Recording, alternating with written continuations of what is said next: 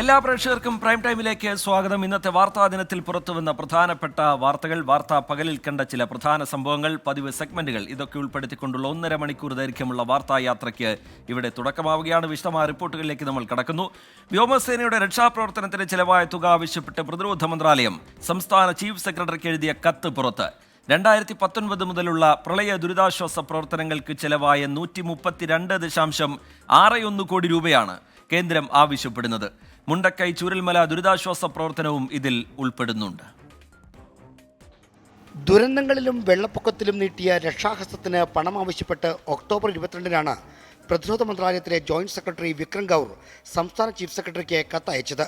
2019 ഒക്ടോബറിൽ പ്രളയ ദുരിതാശ്വാസം എത്തിച്ചതു മുതൽ മുണ്ടക്കൈ ചൂരൽമല ഉരുൾപൊട്ടൽ ദുരന്ത ദിവസങ്ങളിലെ എയർലിഫ്റ്റിംഗ് വരെയുള്ള സേവനങ്ങൾ അക്കമിട്ട് നിർത്തിക്കൊണ്ടാണ് ചിലവായ തുക ആവശ്യപ്പെട്ടിരിക്കുന്നത്. മുണ്ടക്കൈ ചൂരൽമല ദുരന്തം നടന്ന ജൂലൈ 30-ന് നടത്തിയ രക്ഷാപ്രവർത്തനത്തിന് 6.72 കോടി രൂപയും 2.19 കോടി രൂപയും രണ്ട് കണക്കിൽ ആവശ്യപ്പെട്ടിട്ടുണ്ട്. പ്രളയ ദുരിതാശ്വാസമായി ജൂലൈ 30-ന് 2.48 കോടി രൂപ കൂടി പ്രതിരോധ മന്ത്രാലയം അയച്ചുതന്ന കണക്കിലുണ്ട്. ജൂലൈ 30-ന് തന്നെ എയർലിഫ്റ്റ് ചെയ്ത വകയിൽ 1.72 കോടി രൂപയും വേണമെന്ന് ആവശ്യപ്പെട്ടിരിക്കുന്നു. കുടിശ്ശികയായിരിക്കുന്ന തുക എത്രയും വേഗം നൽകണമെന്നാണ് പ്രതിരോധ മന്ത്രാലയത്തിൻ്റെ ആവശ്യം. 24 തിരുവനന്തപുരം.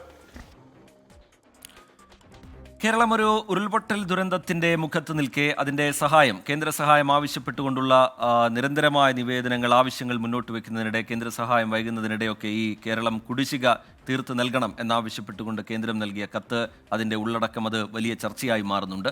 പത്തനംതിട്ട മണിയാർ ജലവൈദ്യുത പദ്ധതിയുമായി ബന്ധപ്പെട്ട് കാർബോറാണ്ടം കമ്പനി KSEB-യുമായുള്ള കരാർ ലംഘിച്ചെന്ന് കണ്ടെത്തൽ. കരാർ ലംഘിച്ചെന്ന് കാണിച്ച് 2022-ൽ KSEB കമ്പനിക്ക് നൽകിയ നോട്ടീസ് 24-ന് ലഭിച്ചു. വൈദ്യുതിക്ക് വില കുറവുള്ള സമയം കമ്പനി വൈദ്യുതി പുറത്തുനിന്ന് വാങ്ങി എന്നാണ് കണ്ടെത്തൽ. 24 പ്രൈം ടൈം ബ്രേക്കിംഗ്. ഈ വാർത്തയുടെ കൂടുതൽ വിവരങ്ങളുമായി MG പ്രതീഷ് തിരുവനന്തപുരത്ത് നിന്ന് ചേരുന്നുണ്ട്. പ്രതീഷ്, ഈ കമ്പനിക്ക് കരാർ നീട്ടി നൽകാനുള്ള നീക്കം, അതുമായി ബന്ധപ്പെട്ടുള്ള വ്യവസായ വകുപ്പിന്റെ ഇടപെടൽ, ഇതൊക്കെ വലിയ ചർച്ചയും വിവാദവുമായി നിൽക്കുന്ന പശ്ചാത്തലത്തിലാണ് നേരത്തെ തന്നെ ഈ കമ്പനി കരാർ ലംഘനം നടത്തിയിരുന്നു എന്ന വിവരം തെളിവ് സഹിതം പുറത്തു വരുന്നത്. എന്താണ് ഇപ്പോൾ പുറത്തുവന്ന രേഖയിൽ നിന്ന് മനസ്സിലാവുന്നത്? വിവരങ്ങൾ എന്താണ് MG പ്രതീഷ്? റിജിത്ത, തീർച്ചയായും റിജിത്ത സൂചിപ്പിച്ചതുപോലെ തന്നെ മണിയാർ ജലവൈദ്യുത പദ്ധതിയിൽ കാർബറാണ്ടം കമ്പനിക്ക് കരാർ 25 വർഷത്തേക്ക് കൂടി നീട്ടാനുള്ള തീരുമാനം കഴിഞ്ഞ ദിവസമാണ് സർക്കാർ എടുത്തത്. ഇതിനിടയിലാണ് ഈ കമ്പനി കഴിഞ്ഞ 30 വർഷത്തെ ഈ കരാർ കാലയളവിൽ കമ്പനി ഈ കരാർ ലംഘനം നടത്തിയെന്നതിൻ്റെ തെളിവുകൾ കൂടി ഇപ്പോൾ പുറത്തു വരുന്നത്. KSEB തന്നെ ഇത് ചൂണ്ടിക്കാട്ടി എന്നതാണ് നമുക്ക് ഈ തെളിവുകൾ തന്നെ വ്യക്തമാക്കുന്നത്. കാരണം ഈ കാർബറാണ്ടം കമ്പനിയുടെ ഉടമസ്ഥതയിലുള്ള 3 സ്ഥാപനങ്ങൾ പ്രവർത്തിപ്പിക്കാൻ പുറത്തുനിന്ന് ഈ വൈദ്യുതി വാങ്ങുകയാണെങ്കിൽ അത് ഈ മണിയാർ ജലവൈദ്യുത പദ്ധതി വഴിയുള്ള വൈദ്യുതി പൂർണ്ണമായും ഉപയോഗിച്ച ശേഷം ആയിരിക്കണം എന്നതായിരുന്നു പ്രധാനമായും ഈ കരാറിലെ വ്യവസ്ഥ. പക്ഷേ ഈ കമ്പനി ചെയ്തത് കുറഞ്ഞ വിലയ്ക്ക് ഈ പകൽ സമയത്ത് പുറത്തുനിന്ന് വൈദ്യുതി വാങ്ങുകയും ഒപ്പം വില കൂടുതലുള്ള സമയം രാത്രി നേരത്തെ ഉൽപ്പാദിപ്പിച്ച KSEB ഗ്രിഡിലേക്ക് മാറ്റിയ വൈദ്യുതി തിരികെ എടുത്തു എന്നതാണ് പ്രധാനമായും കരാർ ലംഘനമായി ചൂണ്ടിക്കാണിക്കുന്നത്. ഈ കരാർ ലംഘനം ചൂണ്ടിക്കാണിച്ചുകൊണ്ട് KSEB തന്നെ ഈ കമ്പനിക്ക് കത്ത് നൽകിയിട്ടുണ്ട്. ആ കത്ത് കൂടിയാണ് ഇപ്പോൾ പുറത്തു വരുന്നത്. ഈ സാഹചര്യത്തിൽ കൂടിയാണ് ഇനി 25 വർഷത്തേക്ക് കൂടി കരാർ നീട്ടി നൽകാനുള്ള ഒരു തീരുമാനം എടുത്തിരിക്കുന്നത്. ഇത്തരത്തിൽ കരാർ ലംഘനം നടത്തിയ ഒരു കമ്പനിക്ക് വീണ്ടും എങ്ങനെ കരാർ നീട്ടി നൽകാൻ കഴിയുമെന്ന ചോദ്യമാണ് പ്രധാനമായും ഉന്നയിക്കുന്ന കാര്യം. ഈ പ്രതിപക്ഷമടക്കം ഇക്കാര്യത്തിൽ വലിയ ആക്ഷേപം, വലിയ ആരോപണങ്ങൾ സർക്കാരിനെതിരെ ഉന്നയിക്കുന്നുണ്ട്. അല്പസമയം മുമ്പ് കോൺഗ്രസ് KPCC അധ്യക്ഷൻ K സുധാകരൻ നടത്തിയത് ഇത് വലിയ അഴിമതിയാണ് എന്നുള്ളൊരു പ്രസ്താവനയാണ്. പിണറായി സർക്കാരിൻ്റെ മറ്റൊരു അഴിമതിയുടെ പൊൻതൂവൽ കൂടിയാണ് ഈ മണിയാർ ജലവൈദ്യുത പദ്ധതിയിലെ കരാർ നീട്ടി നൽകാനുള്ള തീരുമാനമെന്നതാണ് പ്രധാനമായും പറയുന്ന കാര്യം. ഈ KSEB-യുടെ എതിർപ്പ് മുഴുവൻ അവഗണിച്ചുകൊണ്ട് വ്യവസായ മന്ത്രിയും ഒപ്പം വൈദ്യുതി മന്ത്രിയും മുഖ്യമന്ത്രിയും ചേർന്നാണ് ഈ സ്വകാര്യ കമ്പനിക്ക് കരാർ നീട്ടി നൽകാൻ തീരുമാനമെടുത്തത്. കേരളത്തിലേക്ക് സ്വകാര്യ കമ്പനികളുടെ കുത്തക അല്ലെങ്കിൽ സ്വകാര്യ കമ്പനികൾക്ക് വളരാനുള്ള ഒരു വഴി ഒരുക്കുകയാണ് സർക്കാരും ഈ മന്ത്രിമാരും ഉൾപ്പെടെ ചെയ്യുന്നതെന്ന ആക്ഷേപവും കോൺഗ്രസ് ഉന്നയിക്കുന്നുണ്ട്. ഇതുമായി ബന്ധപ്പെട്ട വരും ദിവസങ്ങളിൽ വലിയ പ്രക്ഷോഭം ഉണ്ടാകുമെന്ന സൂചന കൂടിയാണ് KPCC അധ്യക്ഷൻ നടത്തിയിരിക്കുന്നത്. എന്തായാലും ഒരു കരാർ ലംഘനം നടത്തിയ കമ്പനിക്ക് തന്നെ കരാർ പുതുക്കി നൽകാനുള്ള ഒരു തീരുമാനമാണ് സർക്കാരിന്റെ ഭാഗത്തു നിന്ന് ഉണ്ടായിരിക്കുന്നത്. ഈ മാസമാണ് ഈ 30 വർഷത്തേക്കുള്ള കരാർ കാർബറാണ്ടം കമ്പനിക്ക് തിരുവനന്തപുരത്ത് വിവരങ്ങൾ നൽകുകയായിരുന്നു. ഈ വിവാദവുമായി ബന്ധപ്പെട്ട് പ്രതിപക്ഷം ഉയർത്തുന്ന ഒരുപാട് ചോദ്യങ്ങളുണ്ട്. അതിനിടയിലേക്ക് കൂടിയാണ് ഈ വിവാദം, ഈ പുതുതായി പുറത്തു വന്ന വിവരം കൂടി വരുന്നത്. നേരത്തെ തന്നെ കരാർ ലംഘനം നടത്തിയ കമ്പനിക്ക് വീണ്ടും കരാർ നീട്ടി നൽകുന്നത് എങ്ങനെ എന്നുള്ള ചോദ്യം പ്രതിപക്ഷം ആവർത്തിക്കുകയാണ്. കാർബോറണ്ടം കമ്പനിക്ക് മണിയാർ ജലവൈദ്യുത പദ്ധതി കരാർ നീട്ടി നൽകുന്നത് വലിയ അഴിമതി എന്നാണ് രമേശ് ചെന്നിത്തല പറയുന്നത്. കരാർ നീട്ടി നൽകിയാൽ മറ്റ് ചെറുകിട പദ്ധതികളുടെയും കരാർ നീട്ടേണ്ടി വരും. ദൂരവ്യാപക പ്രത്യാഘാതം സർക്കാരിന്റെ തീരുമാനമുണ്ടാക്കുമെന്ന് ഓർമ്മപ്പെടുത്തുന്നുണ്ട് രമേശ് ചെന്നിത്തല. വൈദ്യുതി മന്ത്രിയെ നോക്കുകുത്തിയാക്കിയാണ് മുഖ്യമന്ത്രിയും വ്യവസായ മന്ത്രിയും കരാർ നീട്ടി നൽകാൻ തീരുമാനിച്ചതെന്നും രമേശ് ചെന്നിത്തല കുറ്റപ്പെടുത്തുന്നു. കാർബോറാണ്ടം ലിമിറ്റഡ് കമ്പനിക്ക് കരാർ നീട്ടി നൽകാമെന്ന് എവിടെയും വ്യവസ്ഥയില്ല. 2018 പ്രളയത്തിൽ നാശനഷ്ടം ഉണ്ടായി എന്ന വാദം ചൂണ്ടിക്കാട്ടിയാണ് കരാർ നീട്ടി നൽകാൻ കമ്പനി ആവശ്യപ്പെട്ടത്. പദ്ധതി പ്രദേശത്ത് പ്രളയകാലത്ത് ഒരു നാശനഷ്ടവും ഉണ്ടായിട്ടില്ല. പദ്ധതി നീട്ടി നൽകാൻ ഉന്നയിച്ച കാര്യങ്ങളെല്ലാം പച്ചക്കള്ളമാണെന്ന് രമേശ് ചെന്നിത്തല. ഒരു നഷ്ടവും ഈ കമ്പനി, ഞാൻ മണിയാറിൽ പരിശോധിച്ചു, അന്വേഷിച്ചു, ഈ കമ്പനിക്ക് ഒരു നാശനഷ്ടം ഉണ്ടായില്ല. ഇൻ കേസ് നാശനഷ്ടം ഉണ്ടായെങ്കിൽ എന്തുകൊണ്ട് അവർ ഇലക്ട്രിസിറ്റി ബോർഡിനെ അറിയിച്ചില്ല? കമ്പനിയുമായുള്ള കരാർ പ്രകാരം 30 വർഷം പൂർത്തിയാകുന്ന ഈ വർഷം പദ്ധതി സർക്കാരിന് തിരിച്ചു നൽകണം. ഇതിനായി 21 ദിവസം മുൻപ് സർക്കാർ നോട്ടീസ് നൽകണം. ഇതൊന്നും പാലിക്കാത്തതിന് പിന്നിൽ വലിയ അഴിമതി. കരാർ നീട്ടി നൽകിയാൽ മറ്റ് ചെറുകിട പദ്ധതികളുടെയും കരാർ നീട്ടേണ്ടി വരുമെന്നും രമേശ് ചെന്നിത്തല. വ്യവസായ മന്ത്രിയും മുഖ്യമന്ത്രിയും വൈദ്യുതി മന്ത്രിയെ ഒരു നോക്കുകുത്തിയാക്കിക്കൊണ്ട് ഇന്നലെ 25 വർഷം കൂടി നീട്ടി നൽകാനുള്ള തീരുമാനമെടുത്തു. ഇത് തികച്ചും അഴിമതിയാണ്. ഇത് കോടികളുടെ അഴിമതി ഇതിൻ്റെ പിന്നിലുണ്ട്. ഈ കമ്പനിക്ക് 30 വർഷം കഴിഞ്ഞിട്ടും വൈദ്യുതി കൊടുക്കേണ്ട ഉത്തരവാദിത്വം നമുക്കില്ല. വൈദ്യുതി മന്ത്രി വിഷയത്തിൽ മൗനം പാലിക്കുകയാണ്.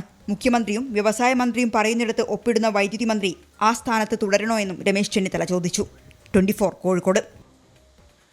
വ്യാജ സ്ക്രീൻഷോട്ട് കേസിലെ കേസ് ഡയറി പോലീസ് കോടതിയിൽ ഹാജരാക്കി. Vadakara judicial first class magistrate കോടതിയാണ് കേസ് പരിഗണിക്കുന്നത്. സ്ക്രീൻഷോട്ട് പ്രചരിപ്പിച്ച ഫേസ്ബുക്ക്, വാട്സാപ്പ് ഗ്രൂപ്പ് അഡ്മിന്മാരെ എന്തുകൊണ്ട് പ്രതി ചേർത്തില്ല എന്ന് കോടതി ചോദിച്ചു. ഷഹദ് റഹ്മാൻ വിവരങ്ങളുമായി ചേരുന്നുണ്ട് കോഴിക്കോട്ട് നിന്ന്. ഷഹദ്, ഈ കാഫിർ സ്ക്രീൻഷോട്ട് വിവാദത്തിൽ അതിൻ്റെ അന്വേഷണം, അതിൻ്റെ ഒരു ഘട്ടത്തിൽ ഹൈക്കോടതിയിൽ നിന്ന് പോലും പോലീസിന് ചില ചോദ്യങ്ങൾ നേരിടേണ്ടി വന്ന സാഹചര്യമുണ്ട്.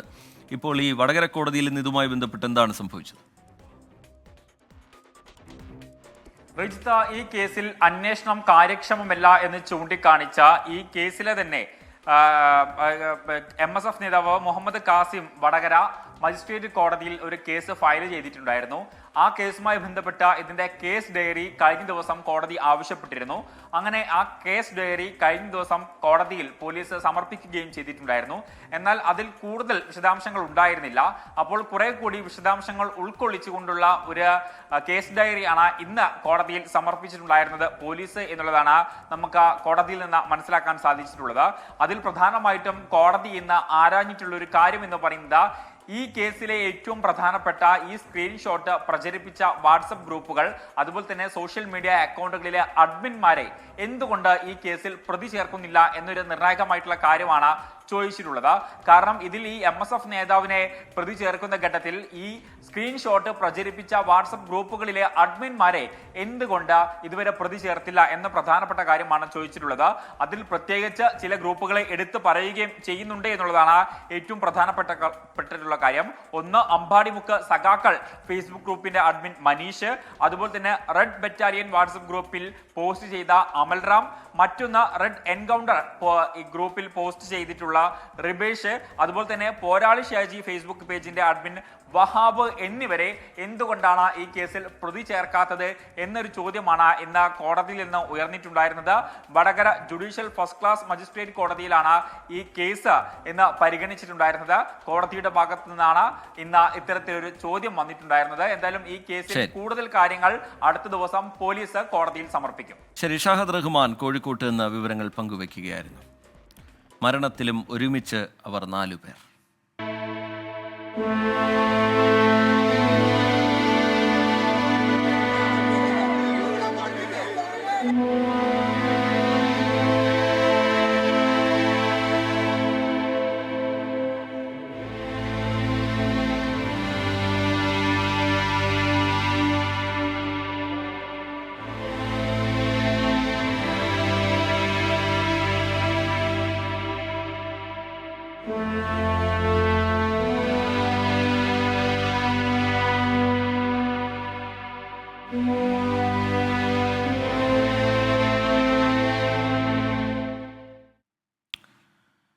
നാടിനെ കണ്ണീർ കടലാക്കി പാലക്കാട് പനയമ്പാടത്ത് ലോറി പാഞ്ഞുകയറി മരിച്ച 4 പെൺകുട്ടികൾ ഇനി ഓർമ്മ. തുപ്പനാട് ജുമാ മസ്ജിദിലാണ് 4 കൂട്ടുകാരികൾക്കും ഖബർ ഒരുങ്ങിയത്. കരിമ്പനയ്ക്കൽ ഓഡിറ്റോറിയത്തിലെ പൊതുദർശന ചടങ്ങിൽ വിതുമ്പലോടെ നാട് മുഴുവൻ വിദ്യാർത്ഥികൾക്ക് യാത്രാമൊഴി നൽകി.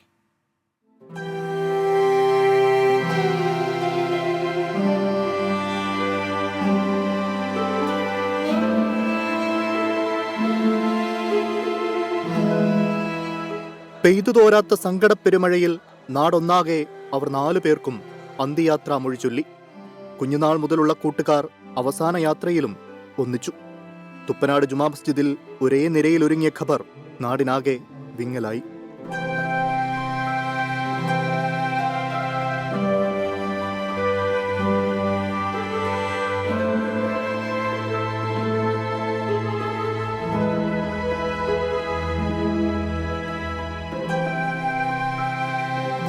നിതയും ആയിഷയും ഇർഫാനയും ഹൃദയും പൊന്നോമനകളെ അവസാന നോക്ക് കാണാനെത്തിയവർക്ക് സങ്കടം താങ്ങാനായില്ല.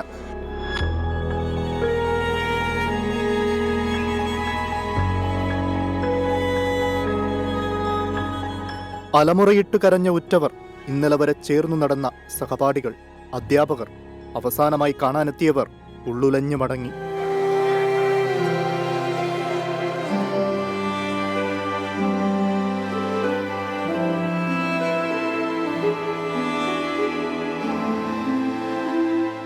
മൃതദേഹം പൊതുദർശനത്തിന് വെച്ച കരിമ്പനയ്ക്കൽ ഓഡിറ്റോറിയത്തിലേക്ക് നാട് മുഴുവൻ ഒഴുകിയെത്തി. വേർപാട് താങ്ങാനാകാതെ കരയുന്നവർക്ക് മുന്നിൽ അവർ നിസ്സഹായരായി.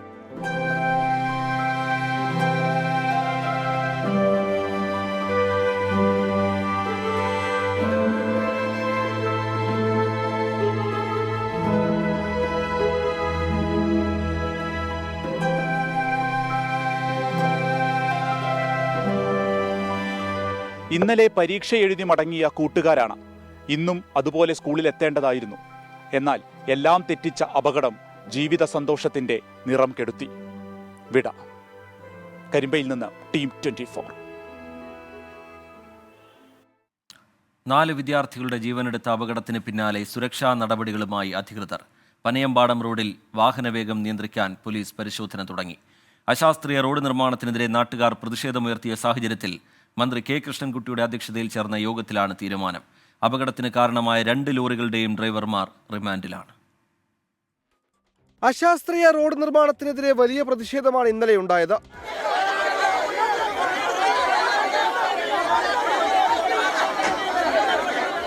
ഈ സാഹചര്യത്തിലാണ് നാട്ടുകാരുമായി ഇന്ന് ജില്ലാ കളക്ടറുടെ ചേംബറിൽ ചർച്ച നടന്നത്. അമിതവേഗം നിയന്ത്രിക്കാൻ ഇന്നു മുതൽ പോലീസ് പരിശോധന നടത്താനാണ് തീരുമാനം. പാലക്കാട് മണ്ണാർക്കാട് റോഡിൽ പോലീസ് സ്പീഡ് ബ്രേക്കറുകൾ സ്ഥാപിച്ചു. പോലീസും മോട്ടോർ വാഹന വകുപ്പും PWD ഉദ്യോഗസ്ഥരും ചേർന്നുള്ള ടീം സുരക്ഷാ ഓഡിറ്റിംഗ് നാളെ നടത്തും. ഇപ്പോൾ അതൊന്നും അവിടെ പരിശോധിക്കട്ടെ. നാളെ എന്തെല്ലാം വേണം എന്നുള്ളത് അവർ ഉദ്യോഗസ്ഥന്മാരെല്ലാവരും കൂടി പോയി പരിശോധിക്കുമല്ലോ. ഇനി അവിടെ ഒരു മരണം ഉണ്ടാകാതെ, ആക്സിഡന്റ് ഉണ്ടാകാതെ കഴിക്കാനുള്ള നടപടികളൊക്കെ ആയിട്ട് അവർ നിർദ്ദേശം കൊണ്ടുവരും.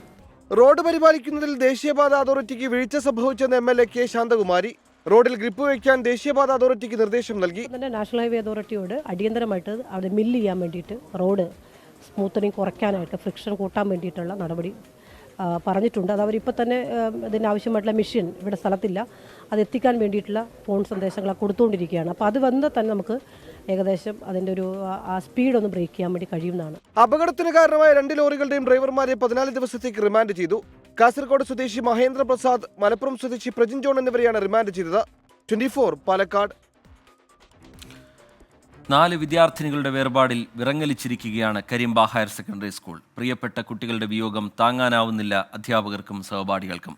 തിങ്കളാഴ്ച മുതൽ സഹപാഠികൾക്ക് പ്രത്യേക കൗൺസിലിംഗ് നൽകുമെന്ന് ഹെഡ് മാസ്റ്റർ ജമീൽ പറഞ്ഞു.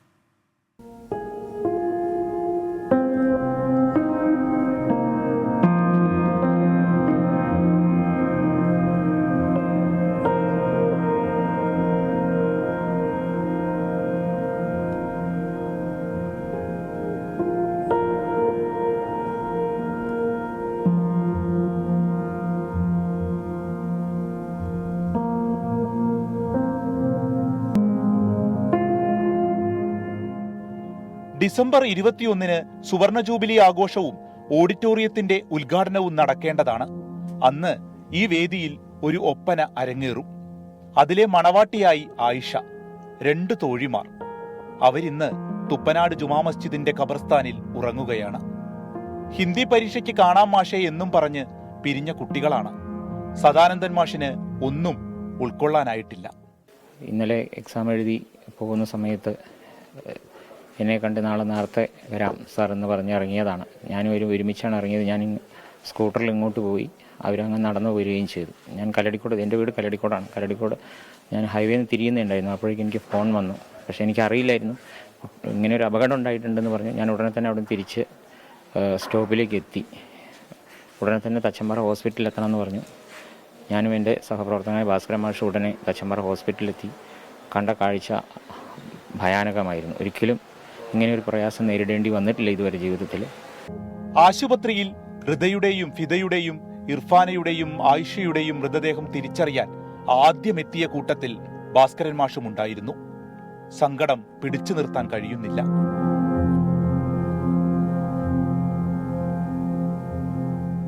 ഒപ്പം പഠിക്കുന്ന കുട്ടികൾ, അവരെ പഠിപ്പിക്കുന്ന ടീച്ചേഴ്സ്, അവർക്കൊക്കെ ഇത് സ്കൂളിനെ സംബന്ധിച്ചിടത്തോളം ഏതൊരാൾക്കും ഇത് താങ്ങാൻ കഴിയാത്തൊരു അവസ്ഥയാണ്. സ്കൂളിൻ്റെ സുവർണ ജൂബിലി ആഘോഷം കൂടി ആഘോഷിക്കുന്ന ഒരു വർഷമായിരുന്നു ഈ 21-ാം തീയതി ഈ കുട്ടികൾ ഒപ്പന മത്സരത്തിന് ഈ സ്റ്റേജിൽ കയറേണ്ട വിദ്യാർത്ഥികളാണ്. ഈ ദുരന്തം ഒരിക്കലും നമുക്ക് താങ്ങാൻ കഴിയാത്ത ഒന്ന് തന്നെയാണ്.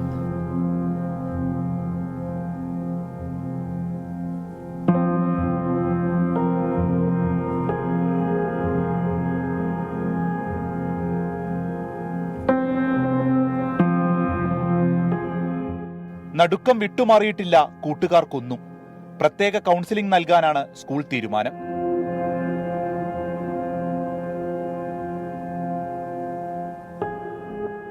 കുട്ടികൾക്ക് എന്തെങ്കിലും പ്രയാസങ്ങളുണ്ട് എന്ന് അവർക്ക് തോന്നുകയാണെങ്കിൽ തീർച്ചയായിട്ടും ആ വീടുകളിൽ നമ്മൾ സന്ദർശിച്ച് അവർക്ക് വേണ്ട മാനസിക പിന്തുണ കൊടുക്കും. പിന്നെ അവർക്കൊരു സ്കൂൾ തുറന്നു വരുമ്പോൾ കുട്ടികൾക്കൊരു ഗ്രൂപ്പ് കൗൺസിലിങ്ങും ഇപ്പോൾ തുറന്നു വരുമ്പോഴായിരിക്കും കുട്ടികൾക്ക് കൂടുതൽ പ്രയാസം ഉണ്ടാവുക. കാരണം ഒരു ക്ലാസ് റൂമിൽ ആ സ്പോട്ട് ഒഴിഞ്ഞെടുക്കുമ്പോൾ ഉണ്ടാവുന്നൊരു പ്രയാസം.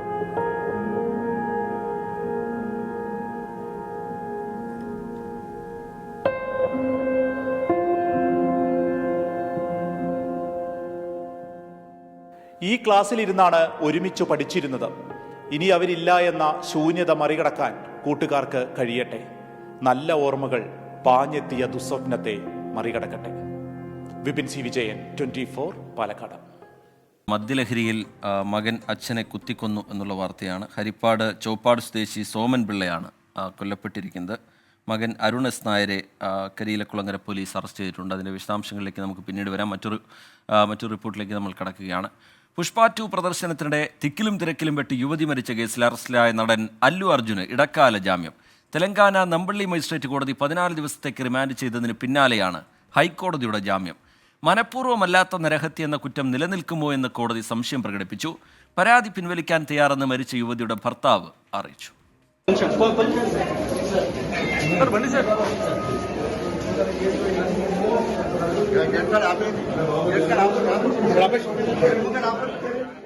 ഒരു സൂചന പോലും നൽകാതെയാണ് ഹൈദരാബാദ് പോലീസിന്റെ ടാസ്ക് ഫോഴ്സ് ജൂബിലി ഹിൽസിലെ അല്ലു അർജുന്റെ വീട്ടിലെത്തിയത്. ഞൊടിയിടയിൽ കസ്റ്റഡിയിലെടുത്ത ചിഗട്പള്ളി പോലീസ് സ്റ്റേഷനിലേക്ക് മാറ്റി. കേസിലെ FIR റദ്ദു ചെയ്യണമെന്നാവശ്യപ്പെട്ടുള്ള നടന്റെ ഹർജി തെലങ്കാന ഹൈക്കോടതി പരിഗണിക്കാനിരിക്കെ അതിവേഗം നമ്പള്ളി മജിസ്ട്രേറ്റ് കോടതിയിൽ ഹാജരാക്കി. കോടതി അല്ലു അർജുനെ 14 ദിവസത്തേക്ക് റിമാൻഡ് ചെയ്തു.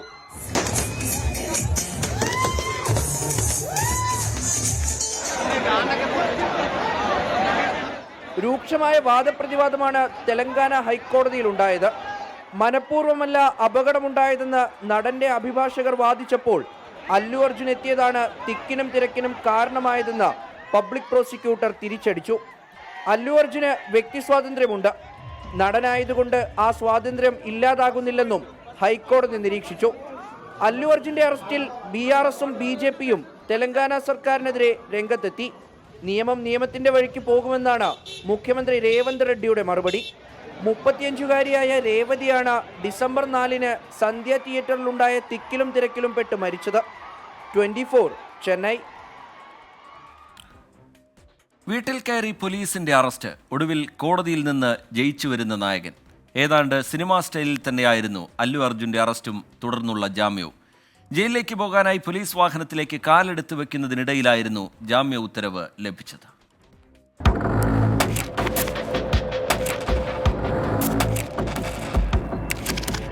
സിനിമയിൽ നായകന്റെ വീട്ടിലേക്ക് ഇരച്ചു കയറുന്ന പോലീസിനെ പോലെയായിരുന്നു അല്ലു അർജുന്റെ ജൂബിലി ഹിൽസിലെ വീട്ടിലേക്ക് ഇന്ന് ഹൈദരാബാദ് പോലീസ് ടാസ്ക് ഫോഴ്സ് കടന്നു ചെന്നത്.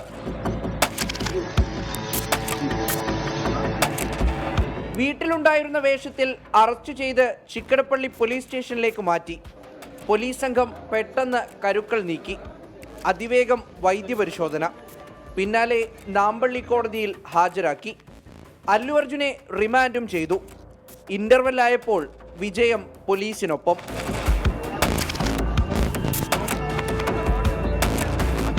അതിനിടെ ഹൈക്കോടതിയിൽ അല്ലു അർജുന്റെ ഹർജിയിൽ വാദം തുടങ്ങിയിരുന്നു. സമാന്തരമായി നടനെ ചഞ്ചൽഗുഡയിലെ ജയിലിലേക്ക് മാറ്റാൻ പോലീസും ഒരുങ്ങി. പോലീസ് വാഹനമൊക്കെ എത്തിച്ച് ജയിലിലേക്കുള്ള വഴിയിൽ സുരക്ഷ കൂട്ടിയിരിക്കുമ്പോഴാണ് ഹൈക്കോടതി അല്ലു അർജുന് ജാമ്യം അനുവദിച്ചത്.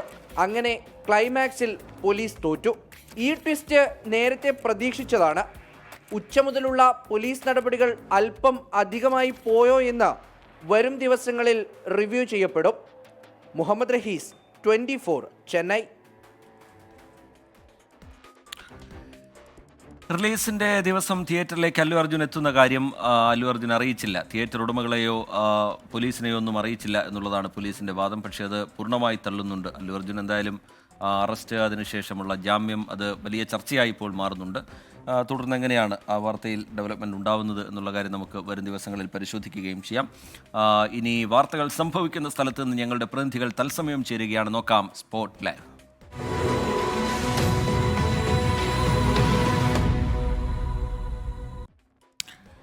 കൊച്ചി അയ്യൻകുഴിയിൽ വീണ്ടും പുക പടർന്നു. ശ്വാസതടസ്സവും ദേഹാസ്വാസ്ഥ്യവും അനുഭവപ്പെട്ടു എന്ന് നാട്ടുകാർ പറയുന്നു. ഇപ്പോൾ നാട്ടുകാർ അമ്പലമുകൾ റോഡ് ഉപരോധിക്കുകയാണ്. നിതിൻ അംബുജൻ വിവരങ്ങളുമായി കൊച്ചിയിൽ നിന്ന് ചേരുന്നുണ്ട്. നിതിൻ, വലിയ പ്രതിഷേധത്തിലേക്ക് നാട്ടുകാർ, പ്രദേശവാസികൾ കടക്കുന്നുണ്ട്. എന്താണ് അവർ പറയുന്നത് നിതിൻ? റിജിത്ത്, കാലങ്ങളായി വലിയ ദുരിതത്തിലാണ് അയ്യൻകുഴി നിവാസികൾ കഴിയുന്നത്. നമുക്കറിയാം, വർഷങ്ങളായി അവർ വലിയ പ്രയാസം, ഈ വിഷപ്പുക ശ്വസിച്ച് അവർ ദുരിതം അനുഭവിക്കുന്നുണ്ട്. ശ്വാസതടസ്സവും മറ്റ് ആരോഗ്യ പ്രശ്നങ്ങളും നേരിടുന്നു എന്നാണ് ഇവരുടെ പരാതി. ഇന്ന് വൈകിട്ട് 6 മണിയോടുകൂടിയാണ് ഇത്തരത്തിൽ വീണ്ടും പുക പടർന്നതായി നാട്ടുകാരെല്ലാം തന്നെ പറഞ്ഞത്. ഇപ്പോൾ രാത്രി അല്പസം മുമ്പ് തന്നെ ഈ പ്രദേശത്തെ റോഡ്, അമ്പലമുകൾ റോഡ് അവർ ഉപരോധിച്ചു. ഇപ്പോഴും നാട്ടുകാരടക്കം ഇവിടെ തടിച്ചുകൂടി നിൽക്കുകയാണ്. പോലീസ് എത്തി ഒരു പ്രശ്നപരിഹാരത്തിനുള്ള ശ്രമം നടത്തിവരികയാണ്. എന്തായാലും നാട്ടുകാരിൽ പലരും മാസ്കൊക്കെ ധരിച്ചാണ് ഈ പ്രതിഷേധത്തിന്റെ ഭാഗമായത്. നമുക്കറിയാം, BPCLന്റെയും അതോടൊപ്പം തന്നെ ഹിന്ദുസ്ഥാൻ ഓർഗാനിക് കെമിക്കൽസ് ലിമിറ്റഡിന്റെയും ഇടയിൽ ഏതാണ്ട് 43 കുടുംബങ്ങളാണ് ഇവിടെ കഴിയുന്നത്. വലിയ തരത്തിലുള്ള ഈ വിഷപ്പുക ഈ വൈകിട്ടോട് തന്നെ ഇവിടെ പടർന്നു എന്നാണ് നാട്ടുകാർ ഒന്നടങ്കം പറയുന്നത്. അതിനുശേഷമാണ് ഇവിടെ വലിയ പ്രതിഷേധം എന്തായാലും നാട്ടുകാരുടെ ഭാഗത്തെല്ലാം തന്നെ ഉയർന്നത്. ഇപ്പോൾ പോലീസ് എത്തി ഈ റോഡ് ഉപരോധത്തിൽ പിന്മാറണം എന്നൊരാവശ്യമാണ് എന്തായാലും ഉന്നയിച്ചിരിക്കുന്നത്. പ്രദേശവാസികളോട് എന്തായാലും ചോദിക്കാം. ചേട്ടാ, വൈകിട്ട് എത്ര മണിയോടെയായിരുന്നു ഈ പുക പടർന്നത്? 7:30 ഉണ്ടാവും. 7:30 8 മണി ഈ സമയത്ത്. എന്തായിരുന്നു സംഭവം? ഭയങ്കര പുകയും ശ്വാസതടസ്സം, ശ്വാസം മുട്ടൊക്കെ ഉണ്ടായിരുന്നു. പിന്നെ എല്ലാവർക്കും ഇങ്ങനെ ചെറിയ തലകറക്കം ഉണ്ടായി. അങ്ങനെ ശ്വാസം മുട്ടും ഇതൊക്കെ ആയിട്ടാണ് തുടങ്ങിയത്. ഇതിൽ പ്രദേശത്തെ പലർക്കും ഇത്തരത്തിൽ തലകറക്കമടക്കം അനുഭവപ്പെട്ടിരുന്നു. അവരെല്ലാം തന്നെ ഇപ്പോൾ ഇവിടെ വലിയ ആശങ്കയിലൂടെയാണ് കഴിയുന്നത്. എന്തായാലും ഈ പ്രദേശത്തെ വാർഡ് മെമ്പറോട് നമുക്ക് ഇതുമായി ബന്ധപ്പെട്ട പ്രതികരണം തേടാം. എന്തായിരുന്നു കഴിഞ്ഞ ഏതാനും മണിക്കൂറുകൾ ഇവിടെ റോഡ് ഉപരോധം നടത്താൻ തീരുമാനം? ഒരു 6 മണി മുതൽ ഭയങ്കരമായിട്ട് പുക വരികയും ആളുകൾക്ക് ഭയങ്കര ബുദ്ധിമുട്ട് അനുഭവപ്പെടുകയും ഉണ്ടായിട്ടുണ്ട്. ശ്വാസമുട്ട് അനുഭവപ്പെട്ടു. ഈ റോഡ് മുഴുവൻ, റോഡ് എന്നല്ല, അമ്പലമുകൾ പ്രദേശം മുഴുവൻ പുക നിറഞ്ഞിരിക്കുന്നത്. അതിൽ കൂടുതലായിട്ട് വന്നത് അയ്യൻകുഴി പ്രദേശത്താണ്. എന്നാൽ HOCയുടെ വിളിച്ചു പറഞ്ഞപ്പോൾ HOCയുടെ അല്ലെന്ന് അവർ പറഞ്ഞു. അതേപോലെ തന്നെ BPCL നമ്മൾ ഈ വിവരം അറിയിച്ചപ്പോൾ അവരുടേതുമല്ലെന്ന് അവർ പറയുന്നു. പിന്നെ നമുക്കിത് ഏത് കമ്പനിയുടെയാണെന്ന് നമുക്ക് കണ്ടുപിടിക്കണം. നമ്മളോട് കണ്ടുപിടിക്കാനാണ് അവരാവശ്യപ്പെടുന്നത്. അപ്പം നമ്മളിതെങ്ങനെ കണ്ടുപിടിക്കാൻ സാധിക്കും? അപ്പോൾ അങ്ങനെ ഒരു ഭയങ്കര ബുദ്ധിമുട്ടാണ് ഈ പ്രദേശത്തെ ആളുകൾ അനുഭവപ്പെടുന്നത്. വർഷങ്ങളായി അനുഭവിക്കുന്ന ഒരു ദുരിതമാണ്. അപ്പോൾ ഇതെന്തൊരു പരിഹാരം? ഏറെയായി നമ്മൾ ഈ ബുദ്ധിമുട്ട് അനുഭവപ്പെടുന്നു. പോലീസ് വന്ന് ചർച്ച നടത്തി. എന്താണ് പോലീസ്? അവർ പറഞ്ഞേക്കുന്നത് ഒരു ചർച്ചയ്ക്ക് നമുക്ക് ഉടൻ ഇരിക്കാമെന്നാണ് അവർ പറഞ്ഞിരിക്കുന്നത്. അതായത് തിങ്കളാഴ്ചയോ ചൊവ്വാഴ്ചയോ, അങ്ങനെ തിങ്കളാഴ്ചത്തോടുകൂടി എന്നാണ് പറഞ്ഞേക്കുന്നത്. ഈ 2 ദിവസം അവധിയാണല്ലോ ഇനി. പറഞ്ഞിട്ടുണ്ട് തലയുറ്റിലടക്കം, അതുപോലെ തന്നെ ദേഹാസ്വസ്ഥയൊക്കെ ഉണ്ടായിട്ടുണ്ട്. ഇതിന് മുമ്പ് പല പ്രാവശ്യം ഉണ്ടായിട്ടുണ്ട്. പല പ്രാവശ്യം പുക നിറയുകയോ അതുപോലെ തന്നെ വെള്ള നിറത്തിലെല്ലാം പൊടി, കരിപ്പൊടി ഒക്കെ വീണിട്ടുണ്ട്. വസ്ത്രങ്ങൾ കഴുകിടുമ്പോൾ അതിൻ്റെ മേളിലൊക്കെ പൊടി വീണിട്ടുണ്ട്. അപ്പോഴൊക്കെ ആളുകൾക്ക് ദേഹമൊക്കെ ചൊറിയിലും അങ്ങനെയൊക്കെയുള്ള ബുദ്ധിമുട്ടായിട്ട് ഹോസ്പിറ്റലിൽ കൊണ്ടുപോയിട്ടുണ്ട്. കഴിഞ്ഞ പ്രാവശ്യം ഉണ്ടായപ്പോൾ ഇവിടുത്തെ ആളുകളൊക്കെ ഹോസ്പിറ്റലിൽ കൊണ്ടുപോയിട്ടുണ്ട്. ഇപ്പോൾ ഹോസ്പിറ്റലിൽ കൊണ്ടുപോയിട്ടില്ല നിലവിൽ. കഴിഞ്ഞ പ്രാവശ്യം ആളുകളെ ശ്വാസമുട്ട് അനുഭവപ്പെട്ടിട്ട് ആളുകളെ കൊണ്ടുപോയി വീട്ടിൽ വിലയിരുത്തിയേക്കണം. 3 ഒരു കനത്ത മൂടൽമഞ്ഞിന് സമാനമായ നിലയിലാണ് ഏതാണ്ട് ഈ അമ്പലമുകൾ റോഡിൽ നിന്നും ഏതാണ്ട് 200 മീറ്റർ ഉള്ളിലുള്ള അയ്യൻകുഴി പ്രദേശത്തെ ആളുകൾ അനുഭവിക്കുന്നത്. ഇത്തരത്തിൽ കടുത്ത മൂടൽമഞ്ഞ് സമാനമായ പുക ഇവിടെ ശുദ്ധമായ വായു, ശുദ്ധമായ വെള്ളം എന്നുള്ള ആവശ്യമൊക്കെ ഉന്നയിച്ച് അവരുടെ കാലങ്ങളായുള്ള പ്രതിഷേധമാണ്. അത് ഒരു ഘട്ടത്തിൽ പ്രത്യക്ഷ സമരത്തിലേക്ക് കടക്കുന്നതുമൊക്കെ നമ്മൾ കണ്ടിരുന്നു. അവിടെയുള്ള ആളുകൾ മുമ്പ് വന്ന പ്രതികരണങ്ങളിലാണെങ്കിൽ അവർക്ക് ഈ കിണറുകളിലെ വെള്ളം ഉപയോഗിക്കാൻ കഴിയാത്ത സാഹചര്യം, അങ്ങനെ ഒരുപാട് പ്രതിസന്ധികളിലൂടെ കടന്നു പോകുന്ന ഒരു ജനവിഭാഗമാണ്. അവിടെ നിന്ന് പല ആളുകളും താമസം മാറി മറ്റ് വാടക വീടുകളിലേക്കൊക്കെ മാറുന്ന നിലയിലേക്ക് വരെ കാര്യങ്ങൾ പോയിരുന്നു. എങ്ങനെ ഈ വിഷയം ഏറ്റെടുക്കാനാണ്, മുന്നോട്ട് കൊണ്ടുപോകാനാണ് അവർ ആലോചിക്കുന്നത്?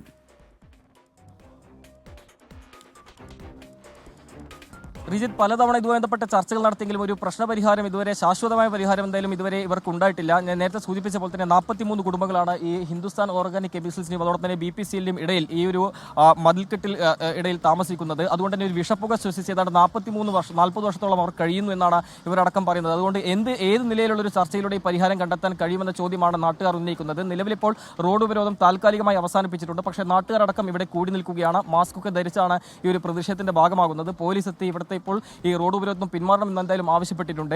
ഏത് നിലയിലാണ് ഇതുമായി ബന്ധപ്പെട്ട് ഈ പ്രദേശവാസികൾ ഈ ചർച്ചയിലൂടെ ഈ പ്രശ്നപരിഹാരം കണ്ടെത്താൻ കഴിയുമെന്ന ചോദ്യമാണ് എന്തായാലും ഉന്നയിക്കുന്നത്. നിലവിൽ ഇപ്പോൾ നാട്ടുകാർ ഇവിടെ തടിച്ചുകൂടി നിൽക്കുകയാണ്. പലർക്കും ദേഹാസ്വസ്ഥം അനുഭവപ്പെട്ടിട്ടുണ്ട്. എന്തായാലും ഇതുവരെ ആരെയും ഇവിടുന്ന് ആശുപത്രിയിലേക്ക് കൊണ്ടുപോയിട്ടില്ല. പക്ഷേ ശ്വാസതടസ്സമടക്കം അനുഭവപ്പെടുന്നു, ആരോഗ്യ പ്രശ്നങ്ങളടക്കം ഉണ്ടെന്നാണ് നാട്ടുകാർ എന്തായാലും ഇവിടുന്ന് ഇപ്പോൾ വ്യക്തമാക്കുന്നത്. റിജിത്ത്.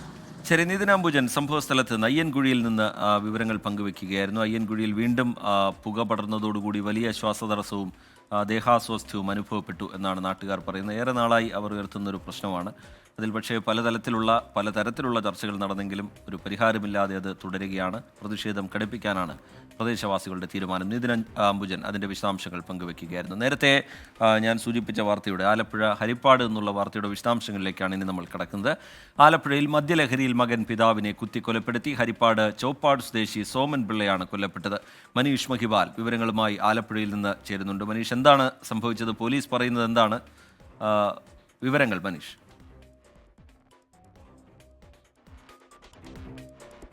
മനീഷ് മഹിബാലിലേക്ക് അല്പസമയത്തിനകം തന്നെ എത്താം. ടെലിഫോൺ ബന്ധം നഷ്ടമായിട്ടുണ്ട് എന്നാണ് മനസ്സിലാക്കുന്നത്. ആലപ്പുഴയിലാണ് മദ്യലഹരിയിൽ മകൻ പിതാവിനെ കുത്തിക്കൊലപ്പെടുത്തിയിരിക്കുന്നത്. മനീഷ് മഹിബാൽ വിവരങ്ങളുമായി ചേരുന്നുണ്ട്. മനീഷ്, വിവരങ്ങൾ. മനീഷ്, വൈകിട്ടോടുകൂടിയാണ് ഈ സംഭവം ഉണ്ടാകുന്നത്.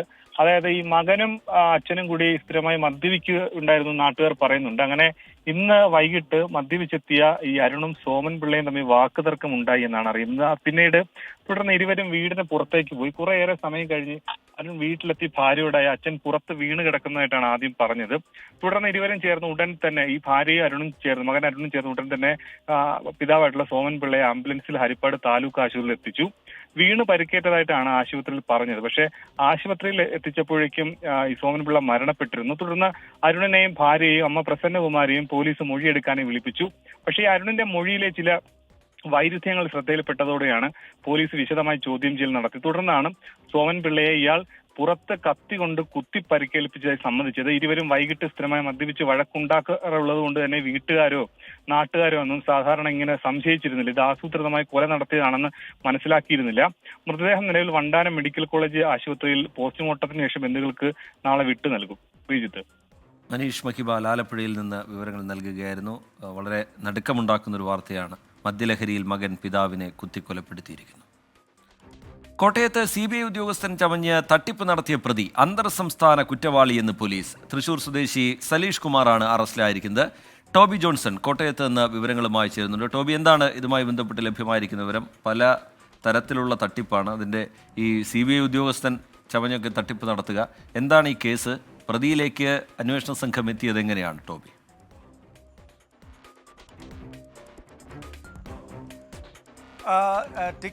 ഏതാനും നാളുകൾക്ക് മുമ്പാണ് കാഞ്ഞിരപ്പള്ളി സ്വദേശിനിയായിട്ടുള്ള ഒരു വീട്ടമ്മയിൽ നിന്നും ഇത്തരത്തിൽ CBI ഉദ്യോഗസ്ഥൻ ചമഞ്ഞ് ഫോൺ ചെയ്ത് അവർക്കെതിരെ ഒരു കേസുണ്ട്, ഒരു മണി ലോണ്ടറിങ് കേസ് ഈ അവരുടെ അക്കൗണ്ടുമായി ബന്ധപ്പെട്ട് നടന്നിട്ടുണ്ട്, അതിൽ നിങ്ങൾക്കെതിരെ കേസുണ്ട്, മഹാരാഷ്ട്രയിൽ കേസുണ്ട് എന്ന് പറഞ്ഞ് ഭീഷണിപ്പെടുത്തുകയും അതുവഴി 1,86,62,000 രൂപ തട്ടിയെടുക്കുകയും ചെയ്തത്.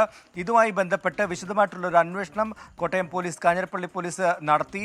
ആ അന്വേഷണം അന്വേഷണത്തിനൊടുവിലാണ് ഇദ്ദേഹത്തിൻ്റെ അക്കൗണ്ടുകൾ ഈ വീട്ടമ്മയിൽ നിന്നും തട്ടിയെടുത്ത പണം വിവിധ സംസ്ഥാനങ്ങളിലേക്ക്, പ്രത്യേകിച്ചും ഗോവ, അതുപോലെ തന്നെ കോയമ്പത്തൂർ തുടങ്ങിയ പല ഹരിയാന, ഗുജറാത്ത് തുടങ്ങിയ സ്ഥലങ്ങളിലുള്ള അക്കൗണ്ടുകളിലേക്ക് മാറ്റിയതായിട്ട് കണ്ടെത്തിയത്.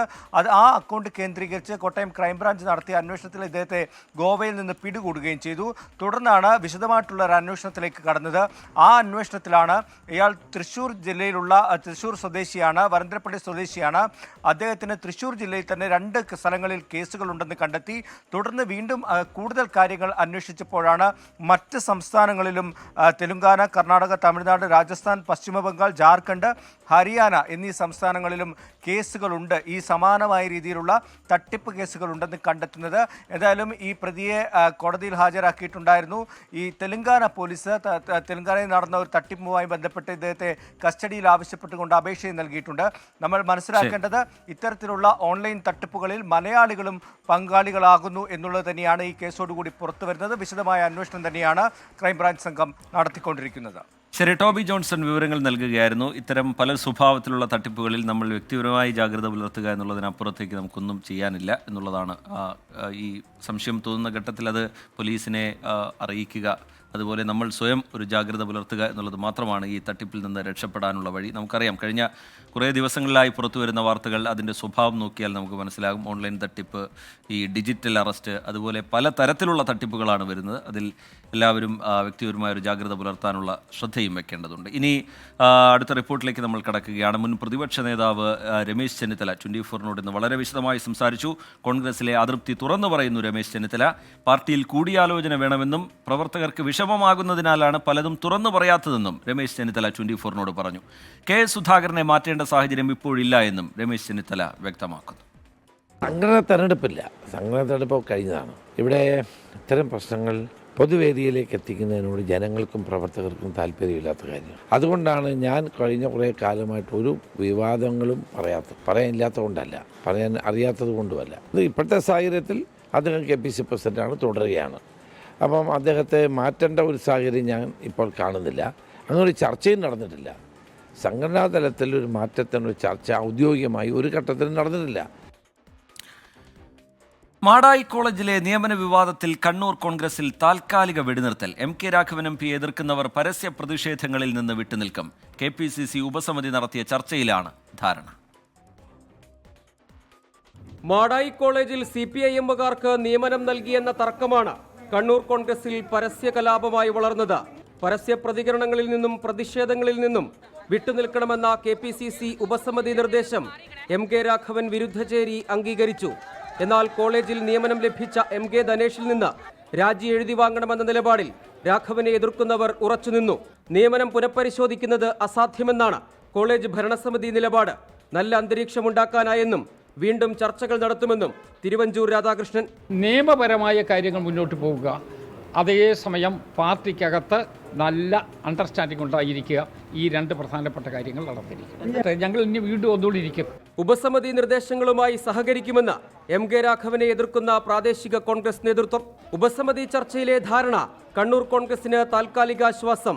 കോളേജിൽ നിയമനം ലഭിച്ച 4 പേരിൽ ഒരാളായ MK ധനേഷിനെ ജോലിയിൽ തുടരാൻ അനുവദിക്കരുതെന്ന ആവശ്യത്തിലാണ് രാഘവനെ എതിർക്കുന്നവർ കേന്ദ്രീകരിക്കുന്നത്. എന്നാൽ ഇക്കാര്യത്തിൽ കോളേജ് ഭരണസമിതി ചെയർമാനായ MK രാഘവൻ വഴങ്ങിയേക്കില്ല. ഇതോടെ സമ്പൂർണ്ണ പ്രശ്നപരിഹാര ഫോർമുല ഇനിയും അകലെ. കൂടുതൽ കൂടിയാലോചനകൾ നടത്തിയ ശേഷം KPCCക്ക് റിപ്പോർട്ട് സമർപ്പിക്കാനാണ് ഉപസമിതി തീരുമാനം. 24 കണ്ണൂർ. ദിലീപ് എന്ന് പറയുന്ന പ്രേക്ഷകൻ ചൂണ്ടിക്കാട്ടുന്നത് നല്ല വാർത്തകൾ കേൾക്കണം എന്നാഗ്രഹിച്ചാണ് TV-ക്ക് മുമ്പിൽ എത്താറ്. പക്ഷേ പലപ്പോഴും ഈ അപകട വാർത്തകളും അതുപോലെ തട്ടിപ്പിൻ്റെ വാർത്തകളും ഒക്കെയാണ് അധികമായി വരുന്നത്.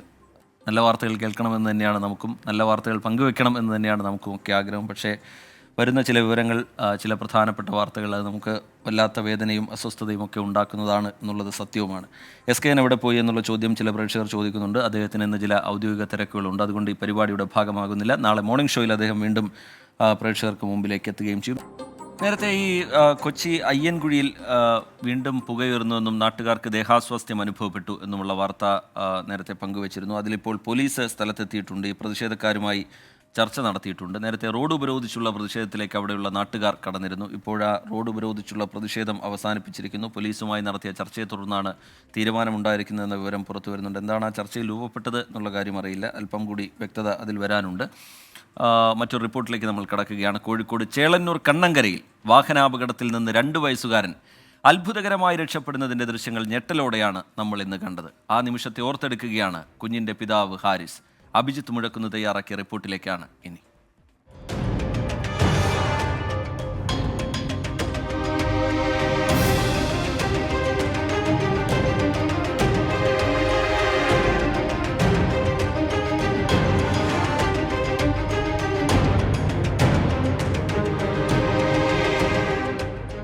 ഒരു നെടുവീർപ്പോടെ അല്ലാതെ നമുക്ക് ഈ ദൃശ്യങ്ങൾ കണ്ടു തീർക്കാൻ കഴിയില്ല.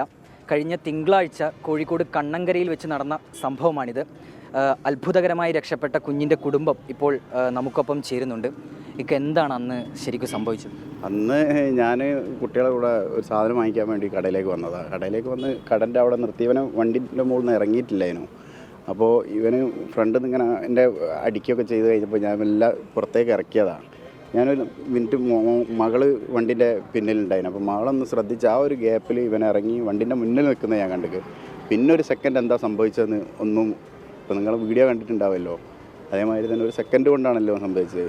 പടച്ചോൻ്റെ ഒരു കൈ അതിൻ്റെ ഉള്ളിൽ പ്രവർത്തിച്ചു തന്നെ അത് പറയാൻ പറ്റുള്ളൂ. പെട്ടെന്ന് സ്റ്റക്കായി പോയല്ലേ നിങ്ങൾ? വല്ലാത്തൊരവസ്ഥയായിരുന്നു. ഞാൻ സ്റ്റക്കായി പോയെന്ന് പറഞ്ഞാൽ ഞാനുള്ളത് തന്നെ എനിക്ക് തന്നെ ഫീൽ ചെയ്യുന്നില്ല. എന്തോ ഒരു എന്താ പറയുക, മരവിച്ച് പോയി, മൊത്തത്തിൽ മരവിച്ച് പോയി, ശരീരം ഒന്നായിട്ട് വേർക്കുക.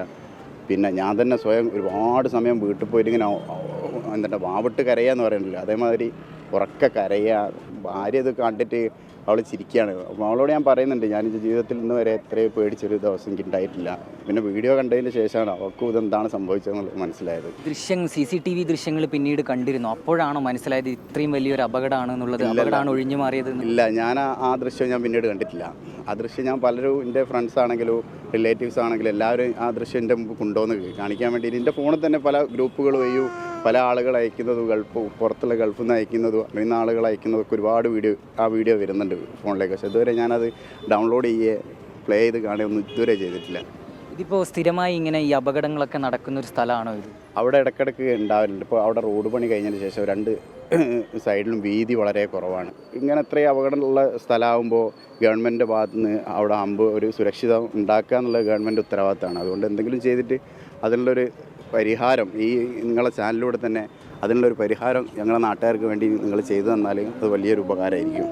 ഏതായാലും നിലവിൽ വലിയൊരു ആശ്വാസത്തിലാണ് നിൽക്കുന്നത്. അപ്പോൾ നിങ്ങൾ വീഡിയോ കണ്ടിട്ട് നിങ്ങൾക്ക് അതിൻ്റെ ഫീൽ ചെയ്തിട്ടുണ്ടെങ്കിൽ അത് നേരിട്ട് അത്രയും അടുത്ത് കാണുന്നതിൻ്റെ ഒരു അവസ്ഥ ഒന്ന് ചിന്തിച്ച് നോക്ക്.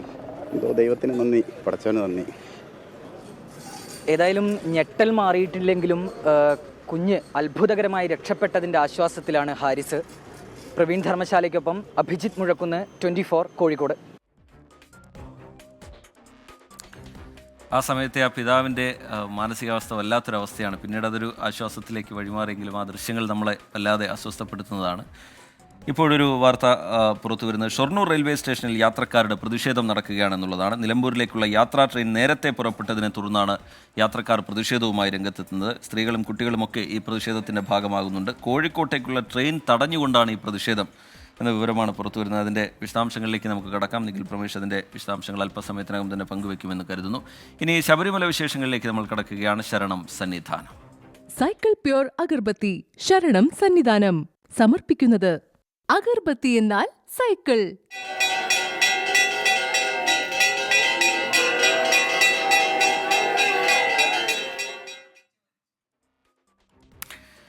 ശബരിമലയിൽ 2 ദിവസമായി പെയ്യുന്ന മഴയ്ക്ക് നേരിയ ശമനം. പുല്ലുമേട് വഴിയുള്ള പ്രവേശനം താൽക്കാലികമായി നിർത്തിവെച്ചതൊഴിച്ചാൽ മഴയെ തുടർന്ന് കടുത്ത നിയന്ത്രണങ്ങൾ ഏർപ്പെടുത്തിയിട്ടില്ല എന്ന് ADGP എസ് ശ്രീജിത്ത് പറഞ്ഞു.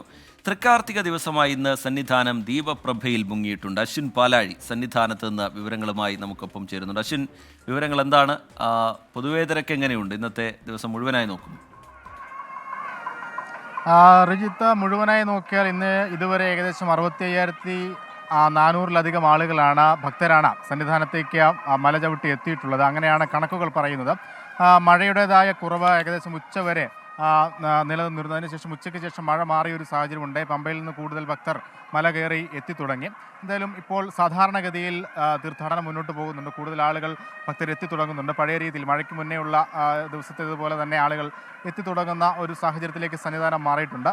ഇന്നലെയും ഇന്ന് ഉച്ചവരെയുമാണ് സന്നിധാനത്ത് ഈ മണ്ഡലകാലം തുടങ്ങിയതിന് ശേഷമുള്ള ഏറ്റവും കൂടുതൽ മഴ രേഖപ്പെടുത്തിയത്. അത് 64.7 എന്നുള്ള വലിയ കണക്കിലേക്ക്, മില്ലിമീറ്റർ എന്നുള്ള കണക്കിലേക്ക് ആ മഴയുടെ അളവ് മാറിയിരുന്നു. ഇന്ന് നേരിയ തോതിലൊരു മണ്ണിടിച്ചിലൊക്കെ സ്വാമിയപ്പൻ റോഡിൽ ഉണ്ടാകുന്ന ഒരു അവസ്ഥയും ഉണ്ടായി. അതിൽ അപകടമൊന്നുമില്ല എന്നുള്ളതാണ് ആശ്വാസകരം. ഒപ്പം ഇന്ന് തൃക്കാർത്തിക ദിവസമാണ്. ഇന്നത്തെ ദിവസത്തിൻ്റെ പ്രത്യേകത അതുകൂടിയാണ്. സന്നിധാനം ദീപപ്രഭയിൽ മുങ്ങി നിൽക്കുന്ന ഒരു കാഴ്ച ഇന്ന് നമ്മൾ കണ്ടതാണ്. അപ്പോൾ കൊളുത്തി 6:15 തെളിയിച്ച ദീപങ്ങളാണ്. അതിനുശേഷം ഒരു മഴയുണ്ടായി. ദീപങ്ങളൊക്കെ ആ ഒരു സമയത്ത് അണഞ്ഞു പോകുന്ന സാഹചര്യം ഉണ്ടായിരുന്നു. ഒപ്പം മഴയുടെ പശ്ചാത്തലത്തിൽ മുൻവർഷങ്ങളിൽ ഉണ്ടായിരുന്നതിനേക്കാൾ കുറച്ച് ദീപങ്ങൾ മാത്രമാണ് ഇത്തവണ തെളിച്ചത് എന്നുള്ളത് കൂടി എടുത്തു പറയേണ്ടതാണ്. എന്തായാലും ഇപ്പോൾ സുഗമമായി തന്നെ ഭക്തർക്ക് ദർശനം നടത്താനാകുന്നുണ്ട്. മഴ കനത്ത സാഹചര്യത്തിൽ പുല്ലുമേട് വഴിയുള്ള ഭക്തരുടെ പ്രവേശനം ഇന്ന് താൽക്കാലികമായി നിർത്തിവെച്ചിട്ടുണ്ട്. ADGP S. ശ്രീജിത്ത് ഇന്ന് സന്നിധാനത്ത് പൂർണ്ണമായും ഉണ്ട്. നിലവിൽ മഴയുടെയൊക്കെ സാഹചര്യത്തിൽ പോലീസിൻ്റെ ഒരു മീറ്റിംഗ് ഇന്ന് ചേർന്നിരുന്നു. ഭക്തരെ സുഗമമായി ദർശനം നടത്താനുള്ള സംവിധാനങ്ങളെല്ലാം പോലീസ് ഒരുക്കിയിട്ടുണ്ട്. എന്തായാലും നാളെ കൂടി ADGP സന്നിധാനത്ത് നേരിട്ട് നിന്നുകൊണ്ടുള്ള നിയന്ത്രണമായിരിക്കും ഭക്തരുടെ കാര്യത്തിൽ നടത്തുക. റീജിത്ത്, സന്നിധാനത്ത് അശ്വിൻ പാലാഴി വിവരങ്ങൾ പങ്കുവയ്ക്കുകയായിരുന്നു. ഇനി ശബരിമലയിലെ ചടങ്ങുകൾ കൂടി നോക്കാം. BLM housing cooperative society limited ശബരിമലയിലെ ചടങ്ങുകൾ സമർപ്പിക്കുന്നത് Bharat Lajna multi state housing cooperative society limited.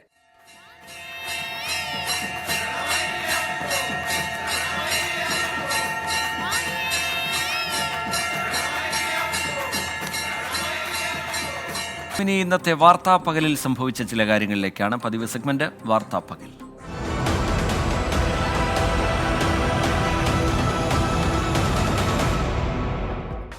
നടിയെ ആക്രമിച്ച കേസിലെ പ്രധാന സാക്ഷി സംവിധായകൻ P. ബാലചന്ദ്രകുമാർ അന്തരിച്ചു. അന്ത്യം ചെങ്ങന്നൂരിലെ ആശുപത്രിയിൽ വൃക്കരോഗത്തെ തുടർന്ന് ചികിത്സയിലിരിക്കെ തിരുവനന്തപുരം ശാന്തി കവാടത്തിൽ സംസ്കാരം നടന്നു. കൈവെട്ട് കേസിലെ പ്രധാന പ്രതിക്ക് ജാമ്യം നൽകി ഹൈക്കോടതി. മൂന്നാം പ്രതി MK നാസറിന്റെ ശിക്ഷാവിധി മരവിപ്പിച്ചു. ഉത്തരവ് 9 വർഷത്തിലധികം ജയിൽ ശിക്ഷ അനുഭവിക്കുകയാണെന്ന വാദം പരിഗണിച്ച്. കോടതി നടപടി NIയുടെ എതിർപ്പ് അവഗണിച്ച്. റഷ്യൻ കൂലിപ്പട്ടാളത്തിൽ അകപ്പെട്ട തൃശൂർ സ്വദേശികളുടെ മോചനത്തിൽ നിർണായക പുരോഗതി. ഓർത്തഡോക്സ് സഭാധ്യക്ഷന്റെ ഇടപെടൽ ഫലം കാണുന്നു. തിരിച്ചറിയൽ രേഖകൾ ഹാജരാക്കാൻ എംബസിയുടെ നിർദ്ദേശം. ബസേലിയൂസ് മാത്യൂസ് തൃതീയൻ കത്തോലിക്ക ബാവ ഇടപെട്ടത് 24 വാർത്തയ്ക്ക് പിന്നാലെ. വിവാദ പരാമർശത്തിൽ അലഹബാദ് ഹൈക്കോടതി ജഡ്ജി ജസ്റ്റിസ് ശേഖർ കുമാർ യാദവിനെ ഇംപീച്ച് ചെയ്യണമെന്നാവശ്യം.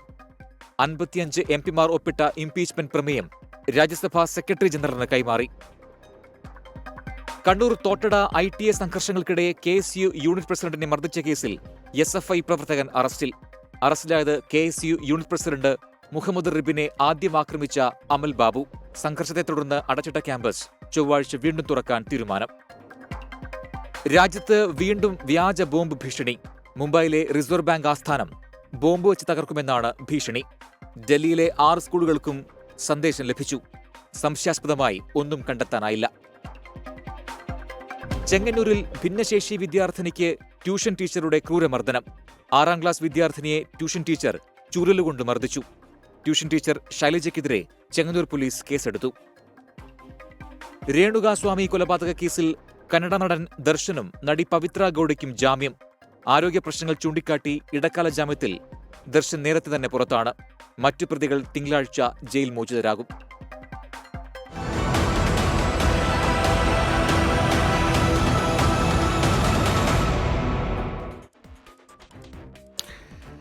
ഇനി സമസ്തയിൽ എന്താണ് സംഭവിക്കുന്നതെന്ന് നോക്കാം. സമസ്തയിലെ തർക്കം പരിഹാരമാവാതെ പോകുന്നതിൽ നേതൃത്വത്തിന് ആശങ്ക. പരിഹാര ചർച്ച പോലും നടക്കാത്തതാണ് നേതൃത്വത്തെ പ്രതിസന്ധിയിലാക്കുന്നത്. നടപടിയെടുക്കുന്നതിൽ സമസ്തയിൽ വിവേചനമുണ്ടെന്ന് തുറന്നടിക്കുകയാണ് മുഷാവറ അംഗം ഡോക്ടർ ബഹാബുദ്ദീൻ നദ്വി. 24 എക്സ്ക്ലൂസീവ്. മുസ്ലിം ലീഗിനെ ചൊല്ലി ഉടലെടുത്ത സമസ്തയിലെ തർക്കം പരിഹരിക്കാൻ ചേർന്ന മുഷാവറ യോഗം തന്നെ പുതിയ കലഹത്തിൽ കലാശിച്ചതാണ് നേതൃത്വത്തെ ആശങ്കയിലാക്കുന്നത്. ഉമർ ഫൈസി മുക്കത്തിനെതിരെ നടപടിയെടുക്കാത്തതിനെ തുടർന്ന് പരസ്യ പ്രതികരണത്തോടെ നേതൃത്വത്തെ സമ്മർദ്ദത്തിലാക്കുകയാണ് ഒരു വിഭാഗത്തിന് ലക്ഷ്യം. അതിപ്പോൾ ഈ ഓഫീസിൽ കാര്യങ്ങൾ കൈകാര്യം ചെയ്യുന്നവരുടെ താല്പര്യത്തിന് മുതൽ സ്വാധീനം ഉണ്ടാവും. അതുകൊണ്ടായിരിക്കണം. മറ്റെങ്ങനെ ആവാൻ സാധ്യതയില്ലല്ലോ. എന്നോട് വിശദീകരണം ചോദിച്ചു 48 മണിക്കൂറിൻ്റെ ഉള്ളിലാണ്. എന്നാൽ മുഷാവറ യോഗത്തിലെ വിവരങ്ങൾ ബഹാവുദ്ദീൻ നദ്വി മാധ്യമങ്ങളോട് പറഞ്ഞത് ചട്ടലംഘനമാണെന്ന് ലീഗ് വിരുദ്ധ വിഭാഗവും പറയുന്നു. നദ്വിക്കെതിരെ നടപടി വേണമെന്നാണ് ഒരു വിഭാഗത്തിന്റെ ആവശ്യം. പല ഘട്ടങ്ങളിലും ഉമർ ഫൈസിക്ക് പിന്തുണയുമായി വന്ന നേതാക്കൾ പുതിയ വിവാദത്തിൽ പരസ്യ പിന്തുണയുമായി എത്താത്തതും ശ്രദ്ധേയമാണ്. അതിനിടെ പ്രശ്നപരിഹാരത്തിന് മുസ്ലിം ലീഗും ശ്രമം നടത്തുന്നുണ്ട്. തെരഞ്ഞെടുപ്പ് മുന്നിൽ കണ്ടാണ് ലീഗ് നീക്കം. 24 തിരൂർ. കോഴിക്കോട് മുക്കം പുൽപ്പറമ്പിൽ ഒഡീഷ സ്വദേശിയായ 8 വയസ്സുകാരിയെ കാണാനില്ല എന്ന വാർത്ത അല്പസമയം മുമ്പ് പ്രേക്ഷകർക്ക് മുമ്പിലേക്ക് എത്തിച്ചിരുന്നു. അതിലൊരു ആശ്വാസകരമായ വാർത്ത വരുന്നുണ്ട്. ആ കുട്ടിയെ കണ്ടെത്തിയെന്നുള്ളതാണ്. സമീപത്തെ വീട്ടിൽ നിന്നാണ് കുട്ടിയെ കണ്ടെത്തിയിരിക്കുന്നത്. കുട്ടി കട്ടിലിനടിയിൽ ഒളിച്ചിരിക്കുകയായിരുന്നു എന്നാണ് ഇപ്പോൾ മനസ്സിലാക്കുന്നത്. വീട്ടുകാരുമായി വഴക്കിട്ട് ഒളിച്ചിരിക്കുകയായിരുന്നു കുട്ടി. എന്തായാലും ആ കുട്ടിയെ കണ്ടെത്തിയെന്നുള്ളത് ആശ്വാസകരമായ വാർത്ത തന്നെ. ഡോക്ടർ വന്ദനദാസിനെ കുത്തിക്കൊലപ്പെടുത്തിയ കേസിലെ പ്രതി സന്ദീപിന്റെ ജാമ്യാപേക്ഷ സുപ്രീം കോടതി തള്ളി. വിചാരണ വേഗത്തിലാക്കണമെന്ന പ്രതിയുടെ ആവശ്യവും കോടതി അംഗീകരിച്ചില്ല. സുപ്രീം കോടതി വിധി ആശ്വാസകരമെന്ന് വന്ദനയുടെ പിതാവ് മോഹൻദാസ് 24നോട് പറഞ്ഞു. ഡോക്ടർ വന്ദനദാസിനെ കുത്തിക്കൊലപ്പെടുത്തിയ പ്രതി സന്ദീപിന്റെ ജാമ്യാപേക്ഷയിൽ സുപ്രധാന ഇടപെടലാണ് സുപ്രീം കോടതിയുടെ ഭാഗത്തു നിന്ന് ഉണ്ടായത്. ജാമ്യാപേക്ഷ പരിഗണിച്ച കോടതി ചെയ്ത കുറ്റത്തിന്റെ വ്യാപ്തി അറിയാമോ എന്ന് പ്രതിയോട് ചോദിച്ചു. സംസ്ഥാന സർക്കാർ നൽകിയ മെഡിക്കൽ റിപ്പോർട്ടിലെ പരാമർശങ്ങൾ തെറ്റെന്നായിരുന്നു പ്രതിക്ക് വേണ്ടി ഹാജരായ അഭിഭാഷകർ വാദിച്ചത്. കുറ്റകൃത്യത്തിന്റെ സ്വഭാവം കണക്കിലെടുത്ത് ജാമ്യം നൽകാൻ കഴിയില്ലെന്ന് സുപ്രീം കോടതി വ്യക്തമാക്കി. സാക്ഷിവിസ്താരം പൂർത്തിയാക്കിയ ശേഷം ഹൈക്കോടതിയിൽ പുതിയ ജാമ്യാപേക്ഷ നൽകാമെന്നും സുപ്രീം കോടതി അറിയിച്ചു. വിചാരണ വേഗത്തിലാക്കാൻ നിർദ്ദേശിക്കണമെന്ന സന്ദീപിന്റെ അഭിഭാഷകന്റെ ആവശ്യവും ജസ്റ്റിസ് അഭയ് എസ് ഓഘ അധ്യക്ഷനായ ബെഞ്ച് തള്ളി. സുപ്രീം കോടതി വിധി ആശ്വാസകരമെന്നും വിചാരണ നടപടികൾ വേഗത്തിലാകുമെന്ന് പ്രതീക്ഷിക്കുന്നുവെന്നും വന്ദനയുടെ പിതാവ് മോഹൻദാസ് 24നോട്. കൃത്യമായിട്ടുള്ള സമയമെടുത്ത് അന്വേഷിച്ച് അതിൻ്റെ വിശദമായ റിപ്പോർട്ടാണ് സുപ്രീം കോടതി കൊടുത്തിരിക്കുന്നത്.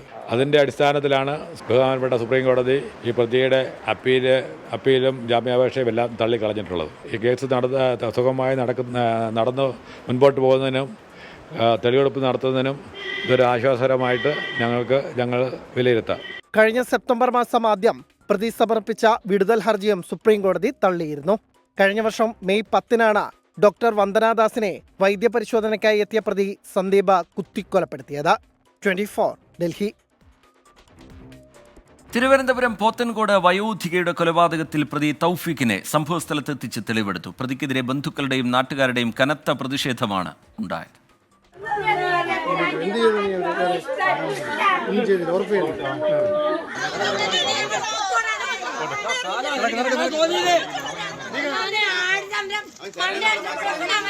ചൊവ്വാഴ്ച രാവിലെയാണ് ഭിന്നശേഷിക്കാരിയായ വയോധികയെ പ്രതി തൗഫീഖ് ബലാത്സംഗം ചെയ്ത് കൊലപ്പെടുത്തിയത്.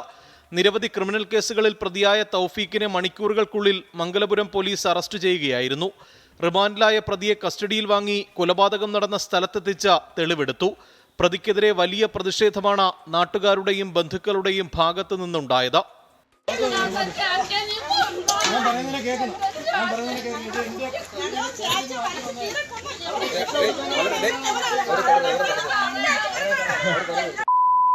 ജനങ്ങളെ വിട്ടുകൊടുത്താണ് എന്തിനാണ് കൊണ്ടുപോകുന്നത്?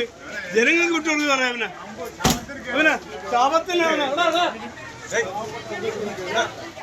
കവർച്ചാശ്രമത്തിനിടെ നടന്ന കൊലപാതകമാണെന്ന് ആദ്യം കരുതിയെങ്കിലും പോസ്റ്റ്മോർട്ടം റിപ്പോർട്ടിലാണ് പീഡന വിവരം പുറത്തായത്.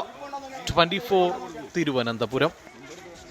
ലോക ക്ലാസിക്കുകളിലേക്ക് വാതിലുകൾ തുറന്നിട്ട് തലസ്ഥാനത്ത് രാജ്യാന്തര ചലച്ചിത്രമേളയ്ക്ക് തുടക്കമായിരിക്കുന്നു. സിനിമാ ജീവിതത്തിൽ അരനൂറ്റാണ്ട് പൂർത്തിയാക്കിയ നടി ഷബാന ആസ്മി 29ാമത് IFFKയുടെ ഉദ്ഘാടന ചടങ്ങിൽ മുഖ്യാതിഥിയായി എത്തി. 29 വർഷത്തെ ചരിത്രവും ഓർമ്മകളുമാണ് ഇന്ന് ഈ തിരി തെളിയുമ്പോൾ നമുക്ക് കൂട്ടായിട്ടുള്ളത്. അനന്തപുരിയിൽ തിരിതെളിഞ്ഞത് 8 ദിവസത്തെ സിനിമാ മാമാങ്കത്തിന്. 3ാം ലോക സിനിമകൾക്കും വനിതാ ചലച്ചിത്ര പ്രവർത്തകർക്കും പ്രാധാന്യം നൽകുന്ന മേളയിൽ പ്രദർശിപ്പിക്കുന്നത് 170 ചിത്രങ്ങൾ.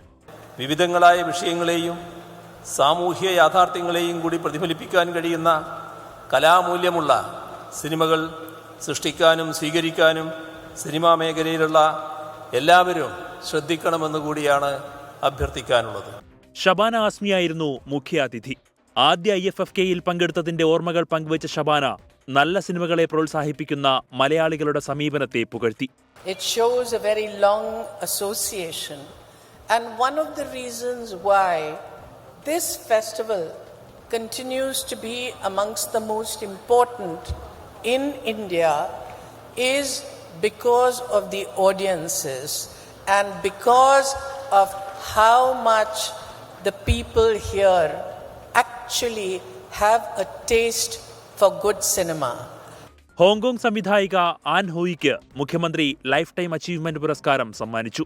In the Hong Kong New Wave movement, she received the Golden Lion for Lifetime Achievement. Brazil സംവിധായകൻ വാൾട്ടർ സാലസിന്റെ ഐ ആം സ്റ്റിൽ ഹിയർ ആയിരുന്നു ഉദ്ഘാടന ചിത്രം. നേരത്തെ മുഖ്യമന്ത്രി വേദിയിലേക്ക് കടന്നുവരുന്നതിനിടെ വേദിക്ക് പിറകിൽ നിന്ന് ഒരാൾ കൂകി. 2 വർഷം മുൻപത്തെ ഡെലിഗേറ്റ് പാസുമായി എത്തിയ ഇയാളെ ഉടൻ തന്നെ പോലീസ് കസ്റ്റഡിയിലെടുത്ത് സ്റ്റേഷനിലേക്ക് മാറ്റി. 24 തിരുവനന്തപുരം. ക്രിസ്മസും പുതുവർഷവും ഒക്കെ ഇങ്ങെത്തുകയാണ്. ക്രിസ്മസിന്റെ വരവറിയിച്ച് കോട്ടയത്ത് ബോൺ നത്താലെ റാലി നടന്നു. സാന്താക്ലോസിന്റെ വേഷം ധരിച്ച ആയിരങ്ങളാണ് റാലിയിൽ പങ്കെടുത്തത്. റാലി കോട്ടയം ജില്ലാ പോലീസ് മേധാവി ഷാഹുൽ ഹമീദ് ഫ്ളാഗ് ഓഫ് ചെയ്തു.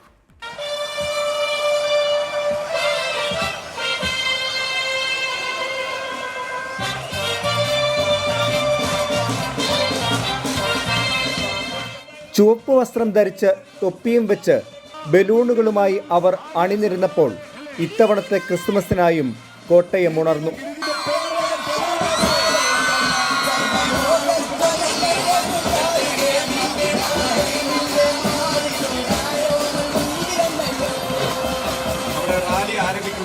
ആയിരക്കണക്കിന് പേരാണ് 4ാമത് കോട്ടയം ബോൺ നത്താലയിൽ പങ്കെടുക്കാനെത്തിയത്. കോട്ടയം പോലീസ് ഗ്രൗണ്ടിൽ നിന്നും ആരംഭിച്ച റാലി ജില്ലാ പോലീസ് മേധാവി ഫ്ളാഗ് ഓഫ് ചെയ്തു.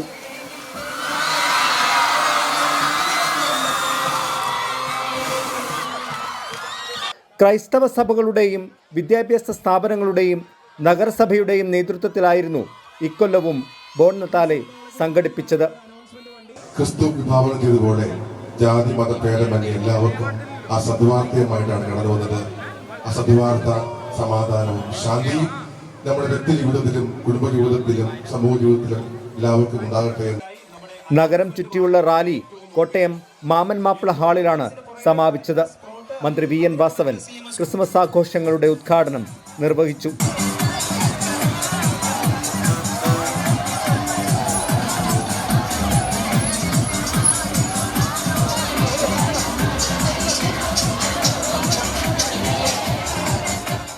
Toby Johnson, 24 Kottayam. നേരത്തെ ഞാൻ സൂചിപ്പിച്ച വാർത്തയുടെ വിശദാംശങ്ങളിലേക്കാണ് കടക്കുന്നത്. പാലക്കാട് ഷൊർണൂർ റെയിൽവേ സ്റ്റേഷനിൽ യാത്രക്കാരുടെ പ്രതിഷേധം. നിലമ്പൂരിലേക്കുള്ള ട്രെയിൻ നേരത്തെ പുറപ്പെട്ടതിനെ തുടർന്നാണ് ട്രെയിൻ തടഞ്ഞ് യാത്രക്കാർ പ്രതിഷേധിക്കുന്നത്. നിഖിൽ പ്രമേഷ് വിവരങ്ങളുമായി ചേരുന്നുണ്ട്. നിഖിൽ, എന്താണ് വിവരങ്ങൾ? യാത്രക്കാരെന്താണ് പറയുന്നത്? ഇങ്ങനെ ട്രെയിൻ തടഞ്ഞൊരു പ്രതിഷേധത്തിലേക്ക് പോയത് എന്തുകൊണ്ടാണ് നിഖിൽ? റിജിത്ത്, ഏറ്റവും പുതിയ വിവരം ഈ പ്രതിഷേധം അവസാനിച്ചു എന്നുള്ളതാണ്.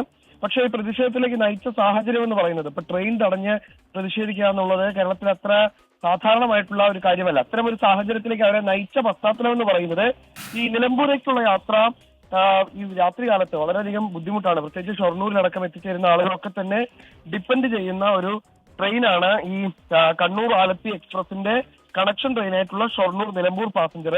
ഈ പാസഞ്ചർ നേരത്തെ പുറപ്പെട്ടതാണ് യാത്രക്കാരുടെ പ്രതിഷേധത്തിനിടയാക്കിയത്. സ്ത്രീകളും കുട്ടികളും ഉൾപ്പെടെ ഒരുപാട് ആളുകൾ, പ്രായമായ ആളുകളടക്കം ഡിപ്പെൻഡ് ചെയ്യുന്ന ഒരു ട്രെയിനാണ്. ആ ട്രെയിൻ ഒരു മുന്നറിയിപ്പും ഇല്ലാതെ നേരത്തെ പുറപ്പെടുകയാണ് ചെയ്തത്. ഇതേ തുടർന്ന് കോഴിക്കോട്ടേക്കുള്ള ട്രെയിൻ തടഞ്ഞ് ഈ യാത്രക്കാർ പ്രതിഷേധിക്കുകയായിരുന്നു. കണ്ണൂർ ആലപ്പി എക്സ്പ്രസ് എത്തും മുൻപേ ഷൊർണൂർ നിലമ്പൂർ എക്സ്പ്രസ് യാത്ര തുടങ്ങി. അതായത് ഈ ട്രെയിൻ, ആലപ്പുഴയിൽ നിന്നുള്ള ട്രെയിൻ അവിടെ എത്തിയാൽ മാത്രമേ ഇതിന് യാത്ര തുടരാൻ സാധ്യമാവുകയുണ്ടായിരുന്നുള്ളൂ. എന്നാൽ അത് പരിഗണിക്കാതെ നേരത്തെ ഈ ട്രെയിൻ പുറപ്പെട്ടതാണ് യാത്രക്കാരെ പ്രതിസന്ധിയിലാക്കിയത്. ഇതേ തുടർന്നാണ് അവർ പ്രതിഷേധം ഉയർത്തുന്ന സാഹചര്യം ഉണ്ടായത്. ഏറെ നേരം ഈ കോഴിക്കോട്ടേക്കുള്ള ട്രെയിനിന് മുന്നിൽ കുത്തിയിരുന്നുകൊണ്ട് അവർ പ്രതിഷേധം ഉന്നയിക്കുന്ന സാഹചര്യം ഉണ്ടായി. പിന്നീട് പലവിധ ചർച്ചകൾക്ക് ശേഷമാണ് ഇപ്പോൾ ഈ യാത്രക്കാർ പ്രതിഷേധം അവസാനിപ്പിച്ചത്. പക്ഷേ ഏത് ധാരണയുടെ അടിസ്ഥാനത്തിലാണ് പ്രതിഷേധം അവസാനിപ്പിച്ചത് എന്നുള്ള കാര്യത്തിൽ വ്യക്തതയില്ല. അല്പസമയം മുൻപാണ് ഈ പ്രതിഷേധം അവർ അവസാനിപ്പിച്ചതായുള്ള ഔദ്യോഗിക വിവരം ലഭ്യമാകുന്നത്. ശരി, നിഖിൽ പ്രമേഷ് വിവരങ്ങൾ നൽകുകയായിരുന്നു. എന്തായാലും ആ പ്രതിഷേധം ഇപ്പോൾ അവസാനിപ്പിച്ചിട്ടുണ്ട്. പ്രൈം ടൈം അതിന്റെ അവസാന ഘട്ടത്തിലേക്ക് കടക്കുകയാണ്. കാണാമിനി വാൽകഷ്ണം.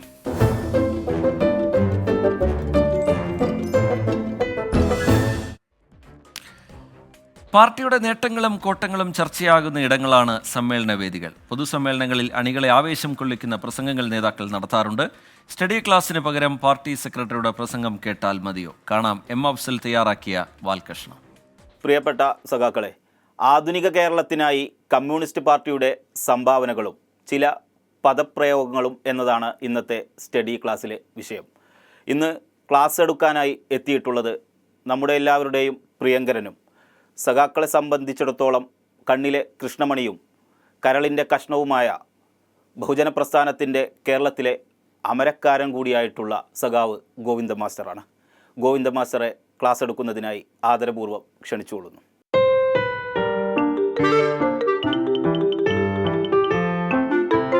ഈ ആധുനിക കേരളത്തെ രൂപപ്പെടുത്തുന്നതിൽ ഏറ്റവും പ്രധാനപ്പെട്ട പങ്കുവഹിച്ച പാർട്ടിയല്ലേ communist party of India, Marxist, ഇടതുപക്ഷ പാർട്ടികൾ. വിജ്ഞാന സമൂഹത്തിന്റെ ഒപ്പം ഒരു പദവും കൂടി ഉപയോഗിച്ചിട്ടുണ്ട്. എന്താ ഇത് പറ, ആർക്കറിയാം? ആർക്കറിയോ? അറിയില്ല. പറഞ്ഞോ, ആരെങ്കിലും പറ. വിജ്ഞാന സമ്പത്ത് വ്യവസ്ഥ. ആരാ പറഞ്ഞത്? കൈവന്തി ആരാ പറഞ്ഞിട്ടുണ്ട്? അവിടെ കാണുന്നില്ല. അവിടെ കൈയടിച്ചു കൊടുക്കും. നിങ്ങളോട്ട് പറയുകയും ചെയ്യില്ല, ആളെ പ്രോത്സാഹിപ്പിക്കുകയും ചെയ്യില്ല. പറഞ്ഞ വളരെ ശരിയാണ്. വിജ്ഞാന സമ്പത്ത് വ്യവസ്ഥ. ഇത് പറയാൻ എളുപ്പമുള്ളൊരു പദമാണ് വിജ്ഞാന സമ്പത്ത് വ്യവസ്ഥ. എക്കണോമിക്സ് പഠിച്ചവരുണ്ട് ഇവിടെ, ഒരുപാടുണ്ടാവുമെന്ന് എനിക്കറിയാം. ആരോടും കൈവന്തിക്കാൻ ഞാൻ പറയുന്നില്ല. ഐസക് സാറേ, വെറുതെ കൈവക്കി നാണം കണ്ട, കൈവക്കണ്ടെന്ന് പറഞ്ഞോക്കണം. എന്താണ് ഈ എക്കണോമിക്സിന്റെ ഏറ്റവും പ്രധാനപ്പെട്ട സിലബസ്? അറിയില്ല. അറിയാത്തത് സ്വയം വിമർശനമായി ഉൾക്കൊണ്ടുകൊണ്ട് ഇനിയുള്ള സ്റ്റഡി ക്ലാസ്സിലെ എല്ലാ ക്ലാസ്സുകളും നന്നായിട്ട് പഠിച്ചു വരുന്നതായിരിക്കും. ഉൽപാദന വിതരണ ഘടനയുടെ നിയമമാണ്. അത് മനസ്സിലായില്ല. സമ്പത്ത് വ്യവസ്ഥയുടെ നട്ടെല്ലെന്താണ്? അത് നിങ്ങൾക്ക് പറയാം. സമ്പത്ത് വ്യവസ്ഥയുടെ നട്ടെല്ലായ ഭാഗം എന്താണ്? എന്തുണ്ടെങ്കിലേ മുതലാളിത്ത ഉൽപാദന വിതരണ ഘടന ശക്തിപ്പെടുള്ളൂ. മൂലധനം. മൂലധനം എന്ന് പറഞ്ഞാൽ മാത്രം പറഞ്ഞാൽ പൂർണ്ണാവില്ല.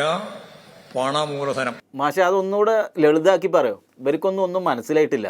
ലോകത്തിലെ വികസിത രാജ്യങ്ങളിലെ ജനങ്ങളുടെ ജീവിത നിലവാരത്തിലേക്ക് കേരളത്തിലെ ജനങ്ങളുടെ ജീവിത നിലവാരം ഉയർത്താൻ കഴിയുന്ന പുതിയ ചിത്രം ഈ കേരളം ലോകത്തിന്റെ മുമ്പിൽ അവതരിപ്പിക്കും. അതാണ് പുതിയ കേരളം, നവകേരളം. സർവതല സ്പർശിയായ മേഖലയിൽ അതിനെ അഴിച്ചു പണിയുക. 5-8 വർഷമായി ആ അഴിച്ചുപണിയൽ വളരെ ഭംഗിയായി ചെയ്തുകൊണ്ടിരിക്കുന്ന സഖാവ് പിണറായിയെ പോലുള്ളവരൊക്കെ ഈ ക്ലാസ്സിൽ ഇരിക്കുന്നത് കൊണ്ട് അതിനെക്കുറിച്ച് കൂടുതൽ വിശദീകരിക്കേണ്ട ആവശ്യമില്ലാത്തതിനാൽ അടുത്ത വിഷയമായ തോൽവിയെക്കുറിച്ചാണ് ഇനി മാഷിന്റെ ക്ലാസ്.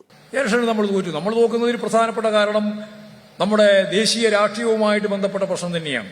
അത് ഞങ്ങൾക്കറിയാം. ഞങ്ങളുടെ പരിമിതി എന്താണെന്നുള്ളത് അന്നും മനസ്സിലായിട്ടുണ്ട്, ഇപ്പോഴും മനസ്സിലായിട്ടുണ്ട്. നമ്മുടെ ഈ പരിമിതി മാഷ് മാത്രം മനസ്സിലാക്കിയാൽ മതിയോ? തോറ്റതിനെ കുറിച്ച് എന്ന് പറഞ്ഞാലും ഇതന്നെ അവസ്ഥ. ജയിച്ചാൽ ആവേശപ്പെടുകയും തോറ്റാൽ നിരാശ കൊണ്ട് പണി തന്നെ അവസാനിപ്പിക്കുകയും ചെയ്യുന്ന പാർട്ടിയല്ല CPIM. അപ്പൊ തോൽക്കാൻ റെഡിയായിരിക്കണമെന്ന്, മൂന്നാമത് വരൂലെന്ന് ചുരുക്കം. അപ്പൊ ഞാൻ 99 സീറ്റിന്റെ അപ്പുറം കടന്ന് 100-ലധികം സീറ്റോടുകൂടി ഇടതുപക്ഷ ജനാധിപത്യ മുന്നണി മൂന്നാമത്തെ ടേമിലേക്ക് വരുന്ന കാഴ്ച ഈ കേരളത്തിൽ വേണം. അപ്പൊ സഖാക്കളെ, മാഷ് പറഞ്ഞതുപോലെ 3-ാമതും 30-ാമതും ഒക്കെ നമ്മൾ തന്നെ അധികാരത്തിൽ വരാൻ സയൻസ് എങ്ങനെ ഉപയോഗപ്പെടുത്താം എന്നതിനെക്കുറിച്ചാണ് മാഷ് ഇനി പറയാൻ പോകുന്നത്. അതുകൊണ്ട് തന്നെ എല്ലാ സഖാക്കളും ഇത് ശ്രദ്ധയോടെ കേട്ടിരിക്കുക. അധ്വാനിക്കുന്ന മനുഷ്യന്റെ അധ്വാന ശേഷിയുടെ വില മാത്രം കൊടുത്ത് അധ്വാനം കവർന്നെടുക്കുന്ന മുതലാളിത്തം മിച്ചമൂല്യ സിദ്ധാന്തത്തിലൂടെ നിങ്ങൾ തടിച്ചു കൊഴുക്കുമ്പോൾ ഉൽപാദന ഉപാധികളുടെ സ്വകാര്യ അടിമസ്ഥതയെ തന്നെ ഉടമസ്ഥതയെ തന്നെ മാറ്റി ഉൽപാദനോപാധികളുടെ പൊതു ഉടമയിലേക്ക് ഈ ലോകത്തിന് മാറാതിരിക്കാൻ പറ്റില്ല. അതാ സയൻസ്. അപ്പൊ സഖാക്കളെ, നമ്മുടെ ക്ലാസ് ഏകദേശം തീരാറായി. ഇനി പ്രതിജ്ഞയാണ്. പാർട്ടി കോൺഗ്രസിന്റെ ഭാഗമായി ഓരോ സഖാക്കളും സജ്ജരാകുന്നതിന് വേണ്ടിയിട്ടുള്ള പ്രതിജ്ഞയാണ്. പ്രതിജ്ഞ മാഷ് ചൊല്ലിത്തരും. സഖാക്കളെല്ലാവരും ഏറ്റുചൊല്ലുക. ഒരു 20 വർഷം കഴിയുമ്പോൾ ലോകോത്തരമായ രീതിയിലുള്ള സമൂഹത്തെ സൃഷ്ടിക്കാൻ, കമ്മ്യൂണിസ്റ്റ് മൂല്യങ്ങൾ ഉയർത്തിപ്പിടിക്കാൻ, മെറിറ്റ് അടിസ്ഥാനത്തിൽ ഈ പാർട്ടിയെ മുന്നോട്ടേക്ക് നയിക്കാൻ കേൾപ്പുള്ള 10,000-കണക്കിന് കേഡർമാരെ രൂപപ്പെടുത്തി മുമ്പോട്ടേക്ക് പോകാനുള്ള ശ്രമമാണ് ഞങ്ങൾ ഈ പാർട്ടി സമ്മേളനത്തിന്റെ ഭാഗമായി, പാർട്ടി കോൺഗ്രസിന്റെ ഭാഗമായി നടത്തിക്കൊണ്ടിരിക്കുന്നത്. പ്രതിജ്ഞ, പ്രതിജ്ഞ, പ്രതിജ്ഞ.